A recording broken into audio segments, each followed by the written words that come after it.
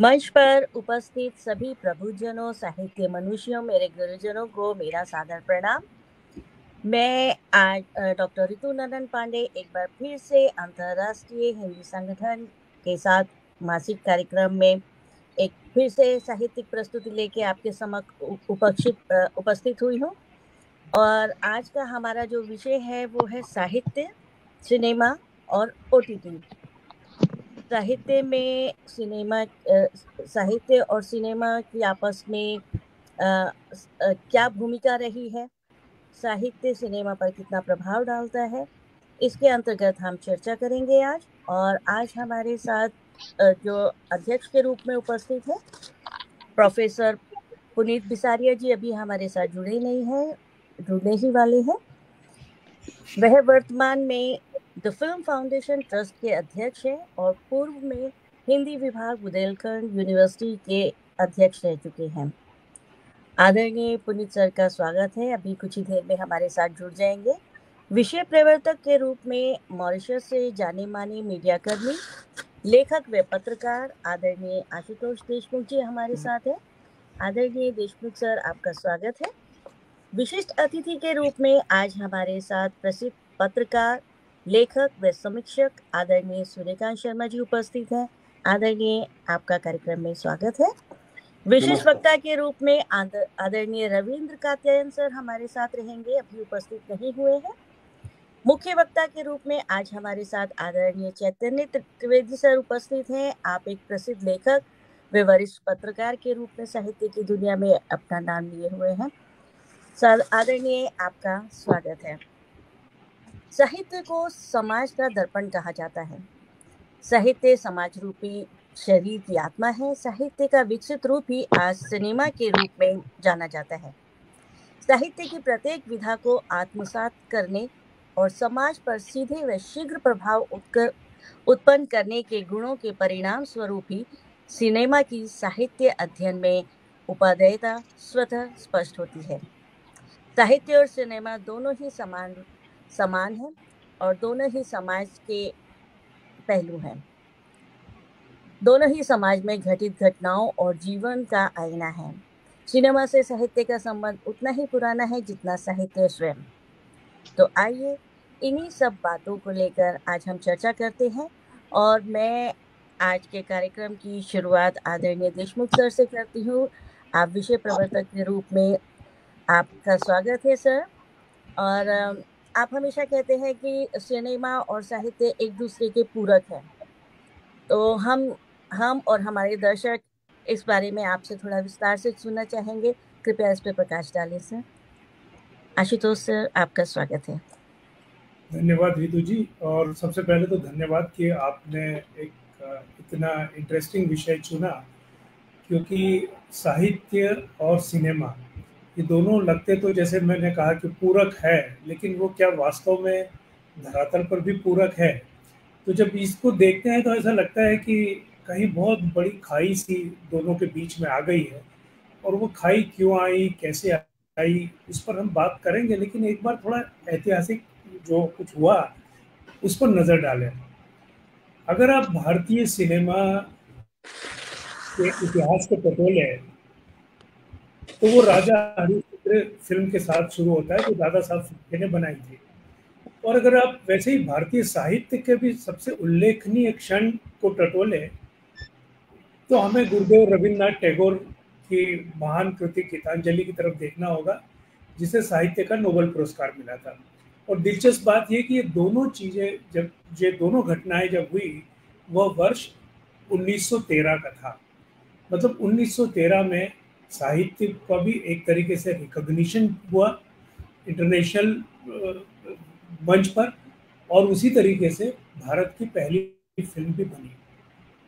अब ये दोनों का सफर तो साथ में शुरू हुआ, लेकिन धीरे धीरे धीरे जो चीजें हैं वो बदलती गई और बिगड़ती गई। शुरू में जब हिंदी फिल्मों का बनना शुरू हुआ, खासकर अगर हम ले तो बहुत सारी चीजें हैं जो जहाँ से हम कह सकते हैं कि वहाँ हिंदी साहित्य को फिल्मों में बहुत अच्छे से अपनाया गया। लेकिन दिक्कत यह है कि फिल्म का लेखक हमेशा दोयम दर्जे का समझा गया। और फिल्म का लेखक ही नहीं, फिल्म का निर्देशक भी। और इनफैक्ट अगर हम और थोड़ा डीप, थोड़ा माइक्रो लेवल पर देखें, तो फिल्मों को ही साहित्य ने हमेशा बहुत निचले लेवल का देखा। मतलब वो देखने की नज़र ऐसी थी, अरे ये तो, अरे ये फिल्म वाले हैं, या ये फिल्म लिखते हैं। जी। और आज भी कमोबेश वही स्थिति बनी हुई है, थोड़ी ऊपर नीचे है, लेकिन आज भी साहित्यकारों को उससे परहेज है। तो ये सब क्यों हो रहा है, क्या हो रहा है, उस पर हम जाएंगे। लेकिन मुझे एक बड़ी दिलचस्प घटना याद आती है कि हम हिंदी साहित्य में प्रेमचंद को जिस स्थान पर देखते हैं और रखा हुआ है हमने, उसके बाद उनकी कहानियों पर शुरू में, चूंकि जब हिंदी फिल्में बननी हुई लगी कहानियों पर, तब तो ऐसा कोई कहानी नहीं था, कोई स्किल्ड राइटर्स नहीं थे कि जो फिल्मों के लिए ही लिखें और साहित्य नहीं लिखे। तो स्पष्ट ही जो साहित्यकार थे उनको उनकी कृतियों पर ही शुरुआत हुई। तो प्रेमचंद की कहानी मील मजदूर पर एक फिल्म बनी थी, जिसे शायद मोहन भावनानी ने डायरेक्ट किया था। और वो जब फिल्म बन के तैयार हुई, तो उससे प्रेमचंद बिल्कुल खुश नहीं थे। उन्होंने कहीं उसका उल्लेख भी किया था कि मतलब अगर मजदूर फिल्म को मैं देखना हो, अरे मेरी उसमें उपस्थिति बिल्कुल नगण्य के बराबर है। उसमें तो अगर कोई उपस्थित है तो केवल फिल्म का डायरेक्टर है। इसका मतलब ये हुआ कि जो डायरेक्टर था, उसने जो उसकी फिल्मिंग में जो परिवर्तन किए हैं, वो प्रेमचंद जी को स्वीकार नहीं थे। इसके बाद भी प्रेमचंद जी की कहानियों पे कई फिल्में बनी, सेवा सदन बनी और कई बहुत सारी बनी। और उसमें भी एक भी फिल्म ऐसी नहीं थी कि जो पर्दे पर, मतलब पर्दे पर तो कहानी के रूप में तो आज अगर हम देखें तो सब सारी फिल्में वो क्लासिक नज़र आती है, क्योंकि उसके बाद तो साहित्य खत्म ही हो गया है फिल्मों से। तो लेकिन यहाँ पर जाके फिर वो लगता है कि प्रेमचंद जी की जो बात थी वो आज भी वही है कि ये जो फिल्म, प्रेमचंद जी ने कहा था कि फिल्म की एक बड़ी अलग सी दुनिया है और इस दुनिया से साहित्य का कोई संबंध नहीं है। अब ये सब चीजें देखते हुए अगर आप उसके बाद के भी पीढ़ी पर नजर डालें, तो उसके बाद भी काफी साहित्यकार उससे जुड़े, चाहे वो उपेंद्र नाथ अश्क हो, अमृतलाल नागर हो, भगवती चरण वर्मा हो, सबने फिल्मों में हाथ आजमाए। लेकिन उनके साहित्यिक आदर्श और फिल्मों की जरूरत, उसमें तालमेल बहुत कम हुआ। और इसीलिए वो कमोबेश सभी लोग फिल्मी दुनिया से असफल होकर लौटे। और उनकी फिल्मों पे जो बनी फिल्में, वो भी, उनकी सफलता भी बहुत सीमित रही। तो ये कुछ चीज़ें हैं जो बहुत ही महत्वपूर्ण है कि इतने इसके बाद भी ऐसा क्यों हुआ। अब इसमें एक और दिलचस्प बात है, जिसको हिंदी साहित्य ने कभी साहित्यकार ही नहीं माना। और मतलब हम हमारी उम्र, नमस्कार, कात्यायन सर भी हमारे साथ आ गए हैं। मेरी आवाज आ रही क्या? जी सर। तो जी, तो मेरा जिक्र था कि हमने हिंदी साहित्य में जिसे साहित्यकार ही नहीं मिला, उसने हिंदी फिल्मों पर वाकई राज किया। और वो ऐसे साहित्यकार थे जिनके उपन्यास बचपन में पढ़ने के लिए मतलब पेरेंट्स देखते थे कि यार ये ज़्यादा उसके उपन्यास नहीं पढ़े। और वो यानी गुलशन नंदा, वो साहित्य के सबसे बड़े सिनेमा लेखक थे। उनकी अगर आप फिल्मों को देखो तो उस पर 2 दर्जन से ज़्यादा फिल्मों का निर्माण हुआ और सारी सुपरहिट हुई। अब आप उससे क्या कहेंगे, मतलब वो कहानियाँ वही है, लेकिन एक लिखने का दृष्टिकोण या उनकी कहानियों पे बनी फिल्मों की सफलता। तो मुझे लगता है कि उसका कारण यह है कि पॉपुलर लिटरेचर या जो लोकप्रिय साहित्य है और तथाकथित जो साहित्य है, जिसको हम साहित्य की तरह स्थापित कर चुके हैं, उसके बीच में बहुत बड़ी खाई है। और ये खाई इसलिए है क्योंकि जो लोकप्रिय साहित्य है उसके पाठक बहुत ज़्यादा हैं, और जो हमारे जो साहित्य है उसको पढ़ने वाले बहुत कम हैं। अब मैं एक इसको दूसरे नज़र से देखता हूँ, उसका कारण क्या है। अगर ये जो साहित्यकार है, जो आपने पूछा कि ये क्यों सफल नहीं हुए, या हिंदी साहित्य फिल्मों में क्यों ज़्यादा उपस्थित नहीं है, तो उसका एक कारण तो यह है कि रचनात्मक लेखन के में इन दोनों विधाओं को अलग अलग रखना चाहूँगा।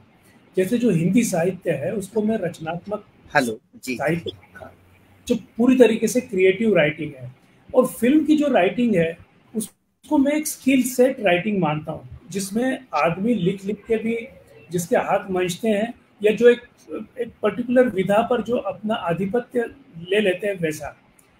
इसका एक बहुत अच्छा दिलचस्प उदाहरण है ख्वाजा अहमद अब्बास साहब का। वो इतने अच्छे लेखक थे और फिल्मी लेखक भी अच्छे थे। जो जो फिल्में उनकी लिखी हुई फिल्मों पर जब जब राज कपूर जैसे फिल्मकार ने फिल्में बनाई, वो सुपर हिट हुई, वो बहुत अच्छी चली। और जब ख्वाजा अहमद अब्बास साहब ने खुद की फिल्म पर खुद बनाने की, खुद ही फिल्म डायरेक्ट करने की सोची, तो वो सारे प्रयास उनके, चाहे सात हिंदुस्तानी हो चाहे जो हो, वो सारे असफल रहे। उसका कारण ये है कि ये बहुत अलग विधा है। यहाँ पर साहित्य को सीधे साहित्य की तरह नहीं परोसा जाता, या थिएटर की तरह नहीं परोसा जाता। इसे एक ऐसे माध्यम से, जो कैमरा है उसके माध्यम से सामने लाया जाता है। तो जब ऐसा कैमरा जब महत्वपूर्ण हो जाता है, तब लेखक का लेखन तो महत्वपूर्ण है, लेकिन उसमें फिर कलाकारों का परफॉर्मेंस भी आ जाता है, उसमें संवादों का चुटीलापन भी आ जाता है, उसमें बहुत सारी चीज़ें आ जाती है, जो इस सारी चीज़ को इसको तैयार करती है। तो ये जो दृश्य है, लेकिन इसमें एक दिलचस्प बात और मैंने देखी जब मैं इस पर पढ़ रहा था, कि आप 50, 60, 70 के दशक तक जब आते हैं, तो 70 के दशक तक जैसे जैसे फिल्में बड़ी होती गई, साहित्य कम होता गया से मेरा मतलब ये नहीं कि बहुत अच्छा साहित्य नहीं लिखा गया, साहित्य बहुत अच्छा लिखा गया, लेकिन मेरा कम होने से मतलब प्योरली कमर्शियल एंगल है, कि वो व्यापारिक दृष्टि से कैसा होगा। मतलब फिल्में बहुत चढ़ती गई, और लेखक का जो लिखा हुआ है उसको पढ़ने वाले लोग कम होते गए। और उस दशक में बहुत सारे स्थापित रचनाकार, जैसे ख्वाजा अहमद अब्बास साहब थे, या फिर राही मासूम रजा थे, या उसमें सबसे बड़े जो नाम थे वो कमलेश्वर थे, मन्नू भंडारी जी थी, राजेंद्र यादव, धर्मवीर भारती, सब ने अपने हाथ आजमाए इसमें, साहित्य में और फिल्म लेखन में। और उनमें अगर कोई व्यक्ति सफल हुआ तो वो कमलेश्वर थे। और कमलेश्वर इतने सफल रहे कि उन्होंने मतलब इतनी ज़्यादा पटकथाएं लिखी, और उन्हें फिल्म फेयर भी मिला। वो शायद जैसे विरले साहित्यकार थे जिन्हें साहित्य अकेडमी भी मिला और फिल्म फेयर भी मिला। इसका मतलब उन्होंने वो दोनों जो विधाएं थी, दोनों जो क्रिएटिविटी और स्किल सेट, दोनों पर उन्होंने इतना जबरदस्त कंट्रोल कर लिया था कि वो दोनों तरफ से ये हुआ। तो ये सबसे बड़ी बात, मतलब घूम फिर के यही आती कि ऐसा आखिर ये क्या है, मतलब हिंदी साहित्य क्यों पिछड़ा हुआ है। एक कारण मुझे ये भी लगता है कि साहित्यकार जो है वो हमारे समाज में कभी भी हीरो की तरह नहीं रहा। मतलब शुरू में कभी रहा होगा, लेकिन अब धीरे धीरे धीरे वो हीरोपन जो है वो साहित्य की तरफ से, स्पेशली गंभीर साहित्य की तरफ के हाथ से निकल गया है। वो आप हमारे जैसे कुछ लोग हैं जो आज भी उस चीज़ को टटोलते रहते हैं, लेकिन वो जन सामान्य से दूर हो गया है। तो ये सब देखते हुए मैं अपनी बात इस सवाल के साथ ख़त्म करना चाहूँगा कि जो फ़िल्म लेखन को मतलब जो मेरी बातों के संदर्भ में अगर हम समझें, तो हम यहाँ पर इस बात का भी ज़रूर विचार करें कि हम फ़िल्म लेखन को हम क्या मानते हैं। क्या वो केवल क्रिएटिव या रचनात्मक लेखन है, या वो स्किल सेट राइटिंग है जिसमें रचनात्मकता से ज़्यादा आपका लेखन कौशल जरूरी है। मेरे ख्याल से जब इस सवाल का जवाब हिंदी साहित्यकारों को मिल जाएगा, तो हिंदी साहित्य फिर एक बार फिल्मों में, और अब तो आने वाले जो चल रहा है इस समय OTT, इस पर भी अपनी बात रखने में सफल होंगे। धन्यवाद। धन्यवाद सर, आपने सच में बहुत अच्छी बात कही कि साहित्य और सिनेमा दोनों मिले जुले हैं, लेकिन समय के साथ साथ उसमें बहुत सारे परिवर्तन आ गए हैं। इसी बात को आगे बढ़ाते हुए हम आज के हमारे विशेष वक्ता आदरणीय रविंद्र कात्यायन सर जी अब हमारे साथ स्टूडियो में आ गए हैं। तो आज हम हमारे दर्शक जानना चाहते हैं कात्यायन सर आपसे, आप एक प्रसिद्ध संवाद लेखक, पटकथा लेखक हैं और फिल्म निर्माता भी हैं। ऐसा क्या कारण है कि हिंदी फिल्मों में मौलिक पटकथा लेखन की बहुत कमी हो गई है? आज जब भी हम कोई भी नई फिल्म आती है बहुत टाइम से, तो हम देखते ही थोड़ी देर में पता लग जाता है, अरे ये तो किसी साउथ की फिल्म की रीमेक है, अरे ये इंग्लिश फिल्म की रीमेक है। ऐसा क्यों है? क्या हमारे पास अच्छे पटकथा लेखक, संवाद लेखक नहीं है?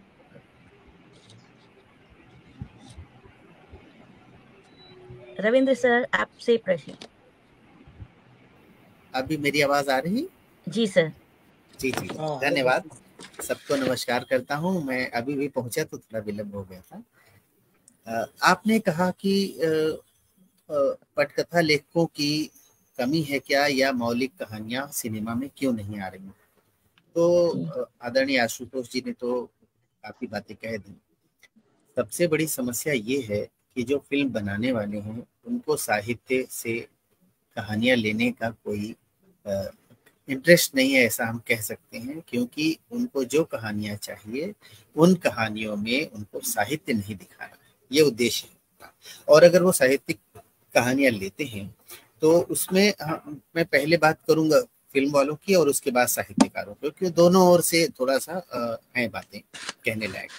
सिनेमा वाले ये चाहते हैं कि वो कहानी लें और उसको अपने हिसाब से तोड़कर मरोड़ कर या उसमें जो परिवर्तन करके अपने हिसाब से हर चीज उसमें डालते हैं। लेकिन साहित्यिक कहानी जो होती है, साहित्यकार जब रचता है सॉरी, तो साहित्यकार की जो कहानी है वो उसमें समझौता करने को तैयार है। कमलेश्वर जी इसका एक अपवाद रहे और उन्होंने 99 फिल्में लिखी, मनोहर श्याम जोशी रहे। लेकिन बात यह है कि कहानियां जब साहित्यकार की कहानियां ली जाती हैं और उस पर जब फिल्में बनती हैं तो उसमें परिवर्तन भी करने ही पड़ते हैं। एज इट इज तो आप ले नहीं सकते, क्योंकि जिस तरह से राग दरबारी जैसी श्रेष्ठ कृति है उस पर अच्छा सीरियल नहीं बना। मैला आंचल बहुत अच्छी रचना है, हिंदी साहित्य की महानतम रचनाएं हैं ये, लेकिन इन पर अच्छे सीरियल नहीं बन पाए। दोबारा शायद बने, लेकिन बात यह है उन रचनाओं का सौंदर्य पढ़ने में, वो उनको दिखाने के लिए कोई बहुत अच्छा फिल्मकार ही चाहे तो कोशिश करके बना सकता है। तो साहित्यकार अगर उसको छूट देता है फिल्मकार को कि आप हमारी रचना में चाहें तो परिवर्तन कर सकते हैं, और अगर आप उसमें जो भी परिवर्तन करें मुझे स्वीकार है, तब तो कोई दिक्कत नहीं है। फिल्म वाले इसीलिए साहित्यकारों के पास कम जाते हैं क्योंकि उनकी शर्तों, जैसे मार्केज ने कभी मना किया सबको कि हमारे उपन्यासों पर फिल्में ना बनी, इसी तरह से आनंद यादव मराठी के जो बहुत बड़े लेखक हैं, तो उनसे मैंने एक बार कहा भी था कि सर इस पर कुछ काम हो, तो मुझे पता चला कि उन्होंने पहले ही मना कर रखा है कि उनकी किसी रचना पर सीरियल या फिल्म नहीं बनेगी, क्योंकि उनको लगता था कि वो रचना से न्याय नहीं हो पाएगा। इस तरह तो साहित्यकारों की एक हिचक जो है वो बाधा बनती है वो साहित्यिक कृतियों पर फिल्म बनाने। तो साहित्यकारों की ये हिचक सिनेमा वालों को रोकती है। सिनेमा वालों की जो स्वतंत्रता है उसमें बाधित होती है, क्योंकि जिस तरह के का सिनेमा वो बनाना चाहते हैं साहित्यिक रचनाओं पर, हर रचना में आप मसाला डालेंगे तो मुश्किल है। और हिंदी फिल्में देखिए, कुछ तो फिल्में अब अलग बन रही हैं, लेकिन ज्यादातर तो उसमें भी मसाला तो रहता है, और साहित्य में मसाला मिलाना तो साहित्यकार अपना अपमान समझता है, और फिल्मकार हैं उनको चूंकि ये बहुत बड़ा, हमें एक इस बात को भी समझना है कि बहुत ही महंगा माध्यम है और इसमें बहुत पैसा लगता है, बहुत सारे लोगों का भविष्य लगा रहता है दांव पर। तो इसको हम उनको भी बिल्कुल नगण्य नहीं कर सकते कि कुछ भी बनाए वो अपने हिसाब से ही बनाएंगे, उनको बाजार में बेचना भी है बनाकर, ये मास का मीडियम है। तो साहित्य और सिनेमा में हमेशा एक द्वंद्व रहा है और रहेगा, जब तक कि ऐसे साहित्यकार जो सिनेमा के हिसाब से लिखे, जैसे कमलेश्वर हैं, जैसे कि मनोहर श्याम जोशी जी थे, जैसे उदय प्रकाश जी ने भी एक दो फिल्में लिखी, कुछ और अभी आ गए हैं हमारे स्क्रिप्ट राइटर जो साहित्यकार भी हैं और जो पटकथाएं भी लिखते। लेकिन आप ये सोचें कि कोई भी साहित्यिक अच्छी श्रेष्ठ कृति पर सिनेमा बनाना उतना आसान है, आसान भी नहीं है, क्योंकि वो विचारों के स्तर पर, कसौटी पर वो खरी उतरती है, और उसको उसका फिल्मीकरण करना उतना मतलब सफल होगा कि नहीं होगा ये कहना जरा मुश्किल है। तो दोनों ओर से ये एक द्वंद्व रहता है। धन्यवाद सर, आपने बहुत अच्छी टिप्पणी की कि कई बार फिल्म निर्माता जो है वो अच्छी कहानियों को उठाते हुए उन पर फिल्म बनाते हुए थोड़े डरते हैं, और कई बार लेखक को लगता है कि कहीं मेरी कहानी की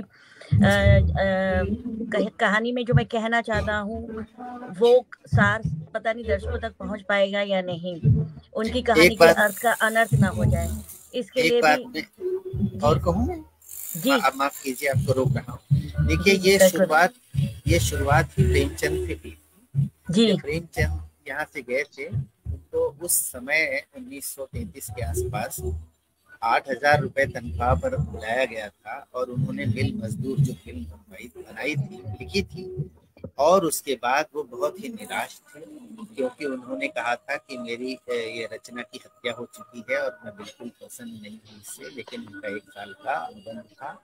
और प्रेमचंद ने कहा जरूर ये, लेकिन जो फिल्म बनाई गई थी वो जब शहरों में प्रदर्शित हुई है भारत के, तो मिलों में हड़ताल हो गई। आप समझिए उस समय लुधियाना, पंजाब के लुधियाना और दिल्ली और उत्तर प्रदेश और कई महाराष्ट्र, कई जगह हड़ताल हो गई और उस फिल्म को बंद करना पड़ा। अब आप सोचिए ये फिल्म सफल थी या असफल थी? हाँ। फिल्म बनाई गई थी और निर्माता के लिए असफल थी क्योंकि उसको फिल्म उतारनी पड़ी, लेकिन प्रेमचंद की ये फिल्म, इसलिए आप सोच सकते हैं ये बड़ा द्वंद्व है कि उसने पैसा नहीं कमाया, लेकिन उस फिल्म ने इतना बड़ा आंदोलन क्रिएट कर दिया कि सारे जो मिलों के मालिक थे वो भड़क गए, उन्होंने फिल्म बंद करवा दी, उतरवा दी। उसके बाद प्रेमचंद जी चले आए, बाद में ये फिल्म थोड़ा बदल कर और दूसरे, इसको थोड़ा टोन चेंज करके दूसरे नाम से इसको रिलीज किया गया था। तो ये द्वंद्व हमेशा ही रहा है, प्रेमचंद कभी भी उससे खुश नहीं हो पाए और वो वापस आ गए, और ये साहित्य को सिनेमा में जब भी आप उसको परिवर्तित करेंगे तो उसमें इस तरह के द्वंद्व हमेशा आएंगे। जी सर, जैसा कि आपने कहा भी और आशुतोष सर ने भी कहा कि कमलेश्वर जी थे और मनु भंडारी, और ये कुछ अपवाद ही रहे क्योंकि उनकी आंधी फिल्म बहुत ज्यादा चर्चित हुई, चली भी, और दूसरी साइड उनकी दूसरी फिल्में जो जैसे प्रेमचंद जी की बिल बैन हो गई थी, वैसी दूसरी फिल्में उनकी भी बैन हो गई। अब समय के मुझे लगता है शायद इसीलिए लोगों ने OTT प्लेटफॉर्म चुन लिया है अब। और आज हमारे जो विशिष्ट वक्ता हैं कार्यक्रम में, आदरणीय सूर्यकांत शर्मा जी, और जो बहुत अच्छे समीक्षक भी हैं, हमें ये बताइए आदरणीय कि कोरोना टाइम से OTT प्लेटफॉर्म बहुत चर्चा में है, ये क्या है और इसका ट्रेंड कितना सार्थक है, ये क्या है, जरा इस पर प्रकाश डालिए। जी, आदरणीय सूर्यकांत शर्मा जी। जी, पहले सभी उपस्थित जनों को मेरा प्रणाम, और पुनीत बिसारिया जी आ गए हैं, इनका स्वागत है। और कात्यायन जी से बात हो चुकी, अपना जो हमारे आशुतोष जी हैं उनसे बहुत अच्छी चर्चा हुई, और आज शुरुआत, पहले सबसे आपको नमस्कार, आपका आभार कि आपने हमको इस सृजन की डोर से जोड़ा। और आज गुरु तेग बहादुर जी का शहीदी दिवस है, हम सब उन्हें नमन करते हैं क्योंकि हमारी भारतीय संस्कृति को बचाने, संजोने और उसे बढ़ाने में उनका अपना ही अद्वितीय योगदान। यहाँ से अब हम चलते हैं, अभी जो चर्चा चल रही थी, आशुतोष जी ने बहुत बढ़िया बात कही कि लोकप्रिय जो साहित्यकार है जिसमें गुलशन नंदा सबसे ऊपर आते हैं, सुपरहिट फिल्म जिसमें जिसको कहते हैं बॉक्स ऑफिस पे भी कमाल, प्रोड्यूसर, निर्माता, हीरो सबकी जेबें भर दी, और लोग भी।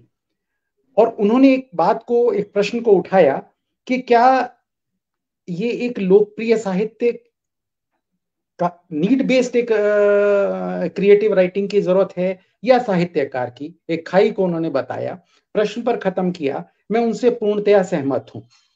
मेरी कोशिश ये है कि हम अपने दर्शक को विभिन्न परिप्रेक्ष्यों में अपने अपने अनुभव के प्रिज्म से उसको दें, और फिर आपके मुख्य प्रश्न पर आता हूं मैं।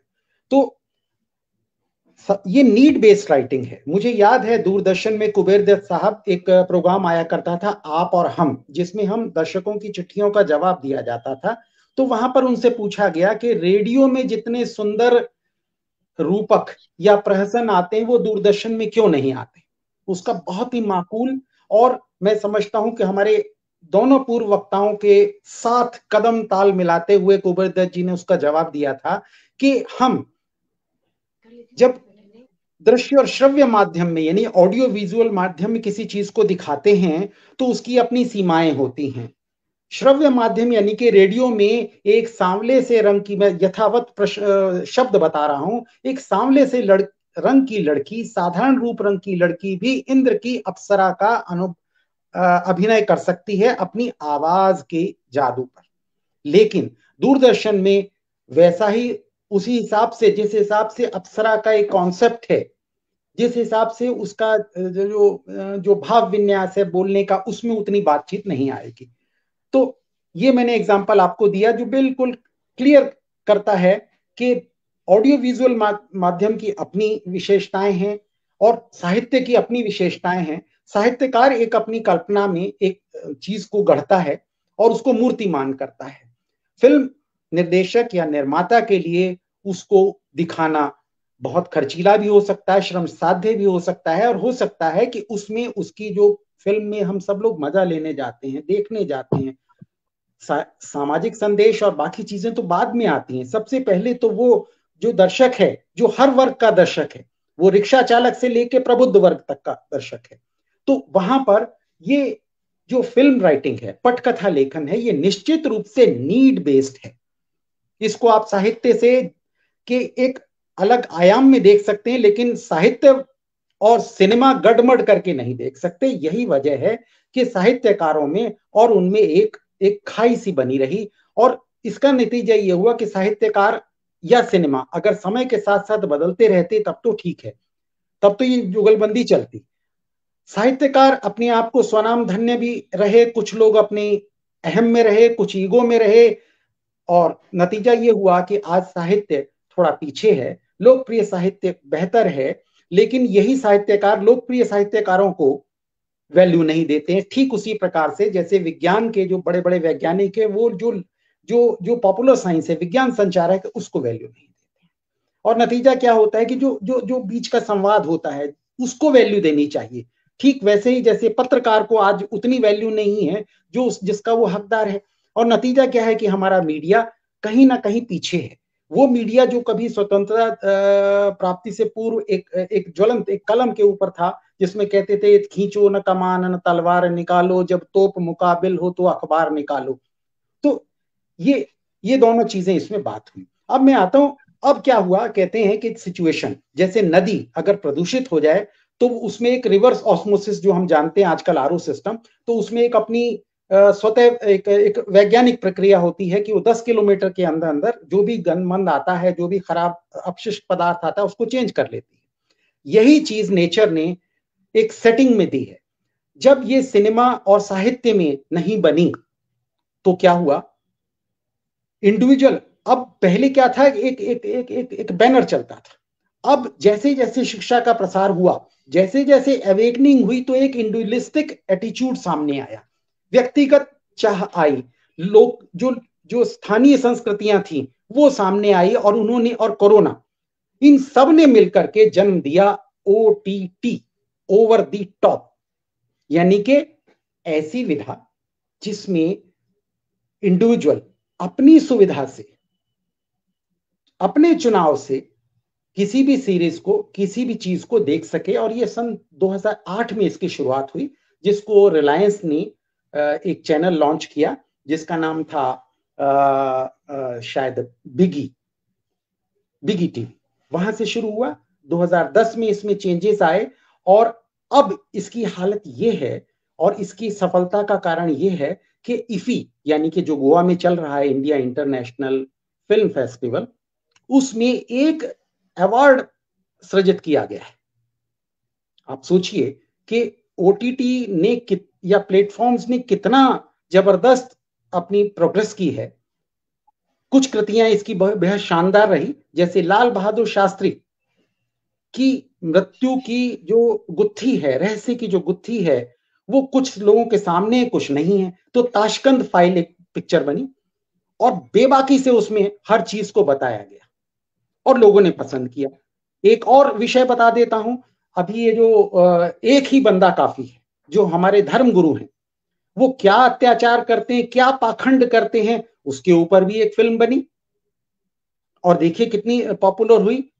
तो ओटीटी कंटेंट बहुत छोटे माइक्रो लेवल से लेकर के मैक्रो लेवल तक चीजों को बताता है और युवाओं की पसंद है, क्योंकि कहते हैं ना कि जो नया पत्ता फूटता है वो ज्यादा संवेदनशील होता है, ज्यादा कोमल होता है और ज्यादा रिएक्टिव होता है। ठीक वैसे ही जैसे यंग एज में जो हमारी संवेदनाएं हैं, अगर उसको ढंग से हम पल्लवित पुष्पित होने का, पोषित होने का मौका दें तो एक बेहतरीन सृजनात्मकता आएगी। ये चीज ओटीटी क्यों पसंद में आया युवा की, क्योंकि हमारा युवा भारत है, आत्मनिर्भर होता भारत है, यहाँ पर अब मोबाइल से ही रोजगार जनरेट हो रहे हैं, तो ओटीटी उसमें से एक है। अपनी पसंद की चीजें उसमें आई और अब मैं आपको बता रहा था कि इफी का जो ये अब 54वां या 55वां संस्करण है, इसमें एक कैटेगरी, एक स्पेशल अवार्ड कैटेगरी क्रिएट की गई जिसके अंदर 15 प्लेटफॉर्म की 32 एंट्रीज आई हैं वेब सीरीज के ऊपर। और उसमें बहुत ही मशहूर जो ज्यूरी बैठी है, जिसमें दिव्या दत्ता एक्टर है, प्रसन्नजीत हैं, मतलब कुल मिला के 5 लोगों की है। और इसमें अवार्ड उन्होंने कोई बहुत महंगा नहीं रखा है, 10 लाख रुपए और एक सर्टिफिकेट।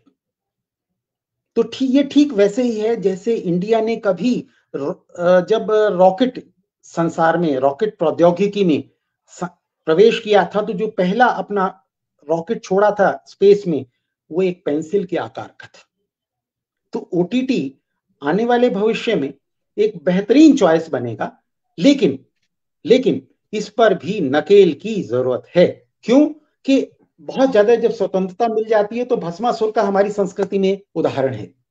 मैंने अभी एक आर्टिकल फिनिश किया है और जो लखनऊ की मैगजीन है विश्व वार्ता, उसमें मैंने दिया, क्योंकि आजकल ओटीटी में भी जो कंटेंट है वो बहुत स्तरीय नहीं रह गया है। कई दफा उसमें बहुत सारी लैंग्वेज या एक्सप्रेशन या सीन से रिलेटेड चीजें हैं, तो भारत सरकार ने उसको भी कंट्रोल किया। पायरेसी के साथ साथ उसके ऊपर भी है, जब आप अगले उसमें हम डिस्कशन में जाएंगे तो हम पायरेसी रोकने के लिए क्या किया, आगे क्या किया। लेकिन ओवर द टॉप जो है, जो ओटीटी चैनल है, यदि सरकार और हम लोग इसे मिल करके नियंत्रित करें तो सिनेमा का, मैं विकल्प नहीं कह रहा, सिनेमा का एक विधा हो सकती है जो थिएटर को भी प्रमोट करेगी, फिल्म को भी प्रमोट करेगी। और दोनों के बीच में से, क्योंकि होता क्या है, आप दूरदर्शन का जरा सा 80 या 70 के दशकों में चले जाइए या 90 के दशकों में चले जाइए, दूरदर्शन की मोनोपोली होती थी और दूरदर्शन में आना या उसमें काम करना या उसके सीरियल्स में अभिनय करना एक अलग मतलब अचीवमेंट होती थी। बाद में फिल्में आई, फिर फिल्मों में जाना एक अपने आप में हैरानी की बात होती थी, ठीक है। लेकिन अब जब क्या होता है कि जब चीजें बहुत ज्यादा आपकी पहुंच से दूर होती हैं तो वो दूर ही हो जाती। अब जरूरत इस तरह की विधा की है हमारे युवाओं को, हम लोगों को, जो हमारी पहुंच में हो। ओटीटी फिलहाल हमारी पहुंच में है, बहुत कम मूल्यों पर आप उसे अपने मोबाइल पर हर चीज पर ले सकते हैं। कभी सिनेमा के लिए कहा जाता था, मुझे याद है अमीन साहिनी साहब ने एक बार एक तकरीर की थी एक बिना का गीतमाला में, और ये कहा था कि हिंदी सिनेमा एक महबूबा है जिसके कंधे पर 3 घंटे दर्शक अपना दुख दर्द भुला देता है। तो अब वही चीज ओटीटी पे आ रही है। आज का युवा 24/7 काम करता है। हमारे यहाँ ऑनलाइन सिस्टम शुरू हो गया कोरोना के बाद से, तो वर्चुअल वर्ल्ड की धूम मच गई, चाहे ना चाहे रिमोट वर्किंग हो गया, ऑफिस कल्चर काफी कम हो गया, लागत कम हो गई। तो ये सारी चीजों ने ओटीटी को एक विशेषज्ञता दे दी और हमारे सामने मौजूद है। आज हम उसमें बहुत सारी फिल्में देखते हैं, बहुत अच्छे कंटेंट हैं, लेकिन मैंने इसकी कोशिश की है समालोचना करने की, क्योंकि हमारा जो दर्शक वर्ग है, जो लोग हमसे इस वक्त जुड़े हुए हैं, वे हमसे एक ओवरऑल पर्सपेक्टिव चाहते हैं, परिप्रेक्ष्य चाहते हैं, किसी का फेवर और किसी की आलोचना नहीं चाहते। तो मैंने ये कोशिश की है कि ये एक ओवरऑल सीन है। तो मैं अपनी वाणी को यहाँ विराम देता हूँ, क्योंकि बहुत लंबे वक्तव्यों में, बहुत लंबे जवाबों में जो दर्शक है वो सबसे पहले ऊब के भाग खड़ा होता है। जी। धन्यवाद सर, धन्यवाद। आपने बहुत अच्छी जानकारी दी ओटीटी की, और कहा भी कि स्वतंत्रता जितनी दी जाए उसमें कुछ नियम भी होने चाहिए, तो आपने वो बताए भी। और हमारे साथ संजय जी जुड़ गए हैं, मोहम्मद रफीक जी जुड़ गए हैं, जो कह भी रहे हैं आजकल शॉर्ट फिल्मों का चलन है, और इसके लिए छोटे बच्चे भी आजकल गजब की इमेजिनेशन के साथ अच्छा काम कर रहे हैं। धन्यवाद मोहम्मद रफीक जी। और हमारे साथ संजय सर जुड़े हुए हैं, और उन्होंने कहा है कि थिएटर का मुकाबला फिर भी सिनेमा नहीं कर सकता। तो इसी चर्चा को आगे बढ़ाते हैं हम। हमारे दर्शक हमारे साथ जुड़े रहिए। आज के हमारे अध्यक्ष महोदय यहाँ पर आ चुके हैं। अभी हमें इनका अध्यक्ष भाषण सुनना भी बाकी है, लेकिन हमारे मुख्य वक्ता के रूप में हमारे साथ जो प्रसिद्ध लेखक और पत्रकार जुड़े हुए हैं, चैतन्य त्रिवेदी सर। चैतन्य त्रिवेदी सर, हम आपसे जानना चाहते हैं कि पुरानी फिल्मों में जो गीत बना करते थे, और पारिवारिक फिल्में हुआ करती थी, क्योंकि पहली जब फिल्में बनी थी तो ये कहा जाता था कि ये समाज को एक मार्गदर्शन करने वाली फिल्म है, एक दिशा देने वाली फिल्में हैं। आजकल ऐसी फिल्में क्यों नहीं बनती? आजकल ऐसे गीत क्यों नहीं लिखे जाते? आजकल आप सुने बदतमीज दिल, अब पता नहीं क्या क्या लिखे जाते हैं। तो इनका समाज पर किस तरीके का असर पड़ रहा है, और अच्छे गीत और अच्छी पारिवारिक फिल्में क्यों नहीं बन रही? हम आपसे जानना चाहेंगे, चैतन्य सर। अभी मैंने काफी चर्चाएं सुनी।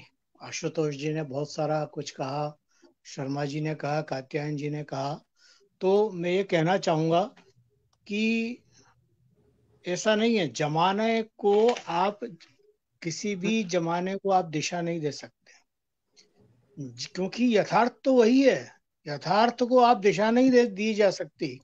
यथार्थ से आभासी संसार जो है, वो चाहे सिनेमा का हो चाहे वर्चुअल मीडिया का हो, वो दिशा पाता है। तो मैं जो कहना चाह रहा हूँ वो ये है कि, और ऐसा भी नहीं है कि एक जमाना था, बहुत सारी फिल्मों पर, बहुत सारी उपन्यासों पर, बहुत सारी कहानियों पर फिल्में बनी है। प्रेमचंद जी की 6 कहानियों पर फिल्में बनी। एक कफन कहानी पर तमिल में फिल्म बनी, और सेवा सदनम उनका उपन्यास था, उस पर जो सेवा सदनम का अनुवाद किया था सुब्बू, वो साउथ की प्रसिद्ध जो गायिका थी सुब्बू लक्ष्मी, उन्होंने किया था। और सुब्रमण्यम ने उस पर फिल्म बनाई थी, कफन पर, ओक्का किरी नाम था। तो और सेवा सदनम पर फिल्म बनी थी। तो ये जो चीजें हैं, अब सदगति फिल्म बनी थी, उस पे ओम पुरी ने काम किया, स्मिता पाटिल थी। तो ऐसा नहीं है, वो एक समय था और वो समय तक चला। आज साहित्य भी उस तरह से नहीं लिखा जा रहा है। उसका कारण क्या है कि हमारी जो इमोशंस हैं और जो एक्सप्रेशंस हैं, उसमें बहुत सारा अंतर हो गया है। और अंतर क्यों हो गया है कि हम अपने आत्मा और अपने एक्सप्रेशन से एक नहीं है। हम अपने एक्सप्रेशन में कुछ और हैं और इमोशंस में कुछ और हैं। तो ये बहुत बड़ा फर्क जो है जमाने में आया है, और उसका निश्चित प्रभाव जो है माध्यमों पे पड़ेगा। भाई अब सिनेमा और साहित्य को अगर हम लेंगे, बहुत सारी उपन्यासों पर फिल्म बनी है। यहाँ तक कि रमेश बख्शी की जो उपन्यास था, उस पर जो है 27 डाउन फिल्म बनी थी। तो ऐसा नहीं है कि फिल्म बनी नहीं साहित्य से।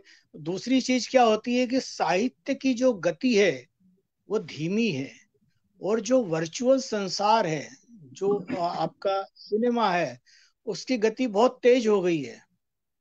उसका कारण क्या है? एक तो बॉलीवुड हॉलीवुड से जब बॉलीवुड प्रभावित हुआ, उसके बाद तमिल के जो सिनेमा है उससे प्रभावित हुए। अभी बीच में मैं तमिल की एक किताब पढ़ रहा था, तो उसमें क्या था कि वो किताब में अंग्रेजी में छोटी छोटी स्टोरीज थी। तो वो क्या करते हैं कि वो छोटी छोटी स्टोरीज मंगाते हैं लोगों से, और फिर उनको इकट्ठा करके, उस बुक्स में सबके नाम थे कि भाई किस किस की स्टोरीज है, और उन सब की स्टोरीज को मिलाकर वो एक नया जो है पटकथा लिखते हैं और उस पर फिल्म बनाते हैं। उस वजह से क्या होता है कि हमारा जो समय है और वो उस समकाल को ध्यान रखते हैं। भाई आज जो कुछ समाज में घट रहा है, हमारा बॉलीवुड उसको नहीं दिखाता है। एक समय दिखा रहा था, लेकिन अब क्या दिखाता है? स्वप्न दिखाता है। ऐसे इस तरह के गाने जो जिसको हम कहते हैं कि हम एक ऐसी परी कथाओं की दुनिया में चले जाते हैं जहां जिसका कोई अस्तित्व नहीं है। और सिनेमा एक ऐसा माध्यम है जो उन सारी चीजों को ला सकता है। एक समय था कि जब फिल्म देखने जाते थे लोग रोते थे, फिल्मों के अंदर सिसकियां भर भर के रोते हुए लोगों को मैंने देखा है। तो वो ऐसा क्यों होता था? मैं स्वयं भी जो है वो सारी फिल्में देखकर, जो खासकर दिल एक मंदिर, आपके नील कमल पिक्चर देखने गया था तो एक सरदार जी फूट फूट के रो रहे थे। तो ये सब चीजें जो है, दूसरा ये कि साहित्य जब सिनेमा में आता है तो वो साहित्य जो है एक निर्देशक के लिए पास्ट टेंस बन जाता, अतीत। क्योंकि साहित्य में जो स्मृतियां आई है और जिस तरह से उसको निर्देशक लेता है, तो वो पास्ट टेंस जो है उसके डायरेक्शन को, उसके दिशा निर्देश को कम कर देता है। फिर जिनसे वो उसको एक्टिंग कराता है, क्योंकि उसको तो अभिनय पेश करना है और ऐसा अभिनय पेश करना है कि कहीं न कहीं दर्शक प्रभावित हो। और साहित्य में क्या होता है कि पाठक प्रभावित होता है और पाठक अपने हिसाब से अपनी कहानी पढ़ता है, उपन्यास पढ़ता है, तो अपने माइंड के हिसाब से उसका पिक्चर बनाता है। उससे बड़ा, पाठक से बड़ा कोई निर्देशक नहीं हो सकता। वही पिक्चर वो जिस तरह से शब्दों के साथ पिक्चर बनाते चलता है, उस तरह की पिक्चर कोई नहीं बना सकता। तो सबसे बड़ा जो निर्देशक है वो पाठक है, दर्शक नहीं है। दर्शक सेकेंडरी है, क्योंकि उसका काम है या तो वो तारीफ करेगा या फिल्म को या किसी भी चीज को कह देगा कि बकवास है। तो ये जब चीजें हमारे सामने रहती है, अब जैसे उसने कहा था कहानी, ये चंद्रधर शर्मा गुलेरी की, इस पर एक पहली कहानी है हिंदी साहित्य की। हाँ, उसी पर एक फिल्म बनी थी, उसने कहा था इसी नाम से। इसको जब कहानी बनी, उसमें एक गाना था, जाने वाले सिपाही से पूछो वो कहाँ जा रहा है। ये गाना लिखा था मखदूम मोइनुद्दीन ने, जो उर्दू के बड़े अच्छे शायर थे और जिनको 1969 में साहित्य अकादमी पुरस्कार भी मिला था। अब उस गाने का जो फिल्मांकन है या कहानी, जब हम उस कहानी को जब हम पढ़ते हैं और फिल्म देखते हैं, मैंने कहानी को 3-4 बार पढ़ा, उस कहानी पे का एनालिसिस भी किया और उसको मैं प्रेम कहानी कतई नहीं मानता, उसने कहा था। तो उसमें जो दृश्य है, उस दृश्य से वो सिनेमा जो बना है वो बहुत पीछे। उस दृश्य की बराबरी जो चंद्रधर शर्मा गुलेरी ने लिखा है, जो पिक्चरों में बताया है, उसमें सिनेमा में बताया, उसमें बेहद अंतर है। उसका जो निर्देशक कहानी या उपन्यास के मर्म को छू लेता है और उसकी जिस हिसाब से उससे एक्टर से एक्टिंग करवा लेता है, उतना डूब के वैसा एक्टर भी होना चाहिए। तो वही कहानी जो है, वही सिनेमा जो है, एक सार्थक उपन्यास के समकक्ष एक सार्थक स्वरूप बनाता है। वरना, क्योंकि वहां निर्देशक हमारे सामने है, लेकिन एक लेखक जिसने उपन्यास लिखा है, उसने जिस अज्ञात दृश्यों और परिदृश्य और संवेदना से उस उपन्यास को रचा है, वो कोई नहीं जान सकता। उसका रिविलेशन आज तक नहीं हुआ है। चाहे लेखक स्वयं अपनी स्मृतियां या संस्मरण लिख दे, लेकिन वो भी नहीं कह सकता कि भाई ये रचना मैंने कैसे लिखी।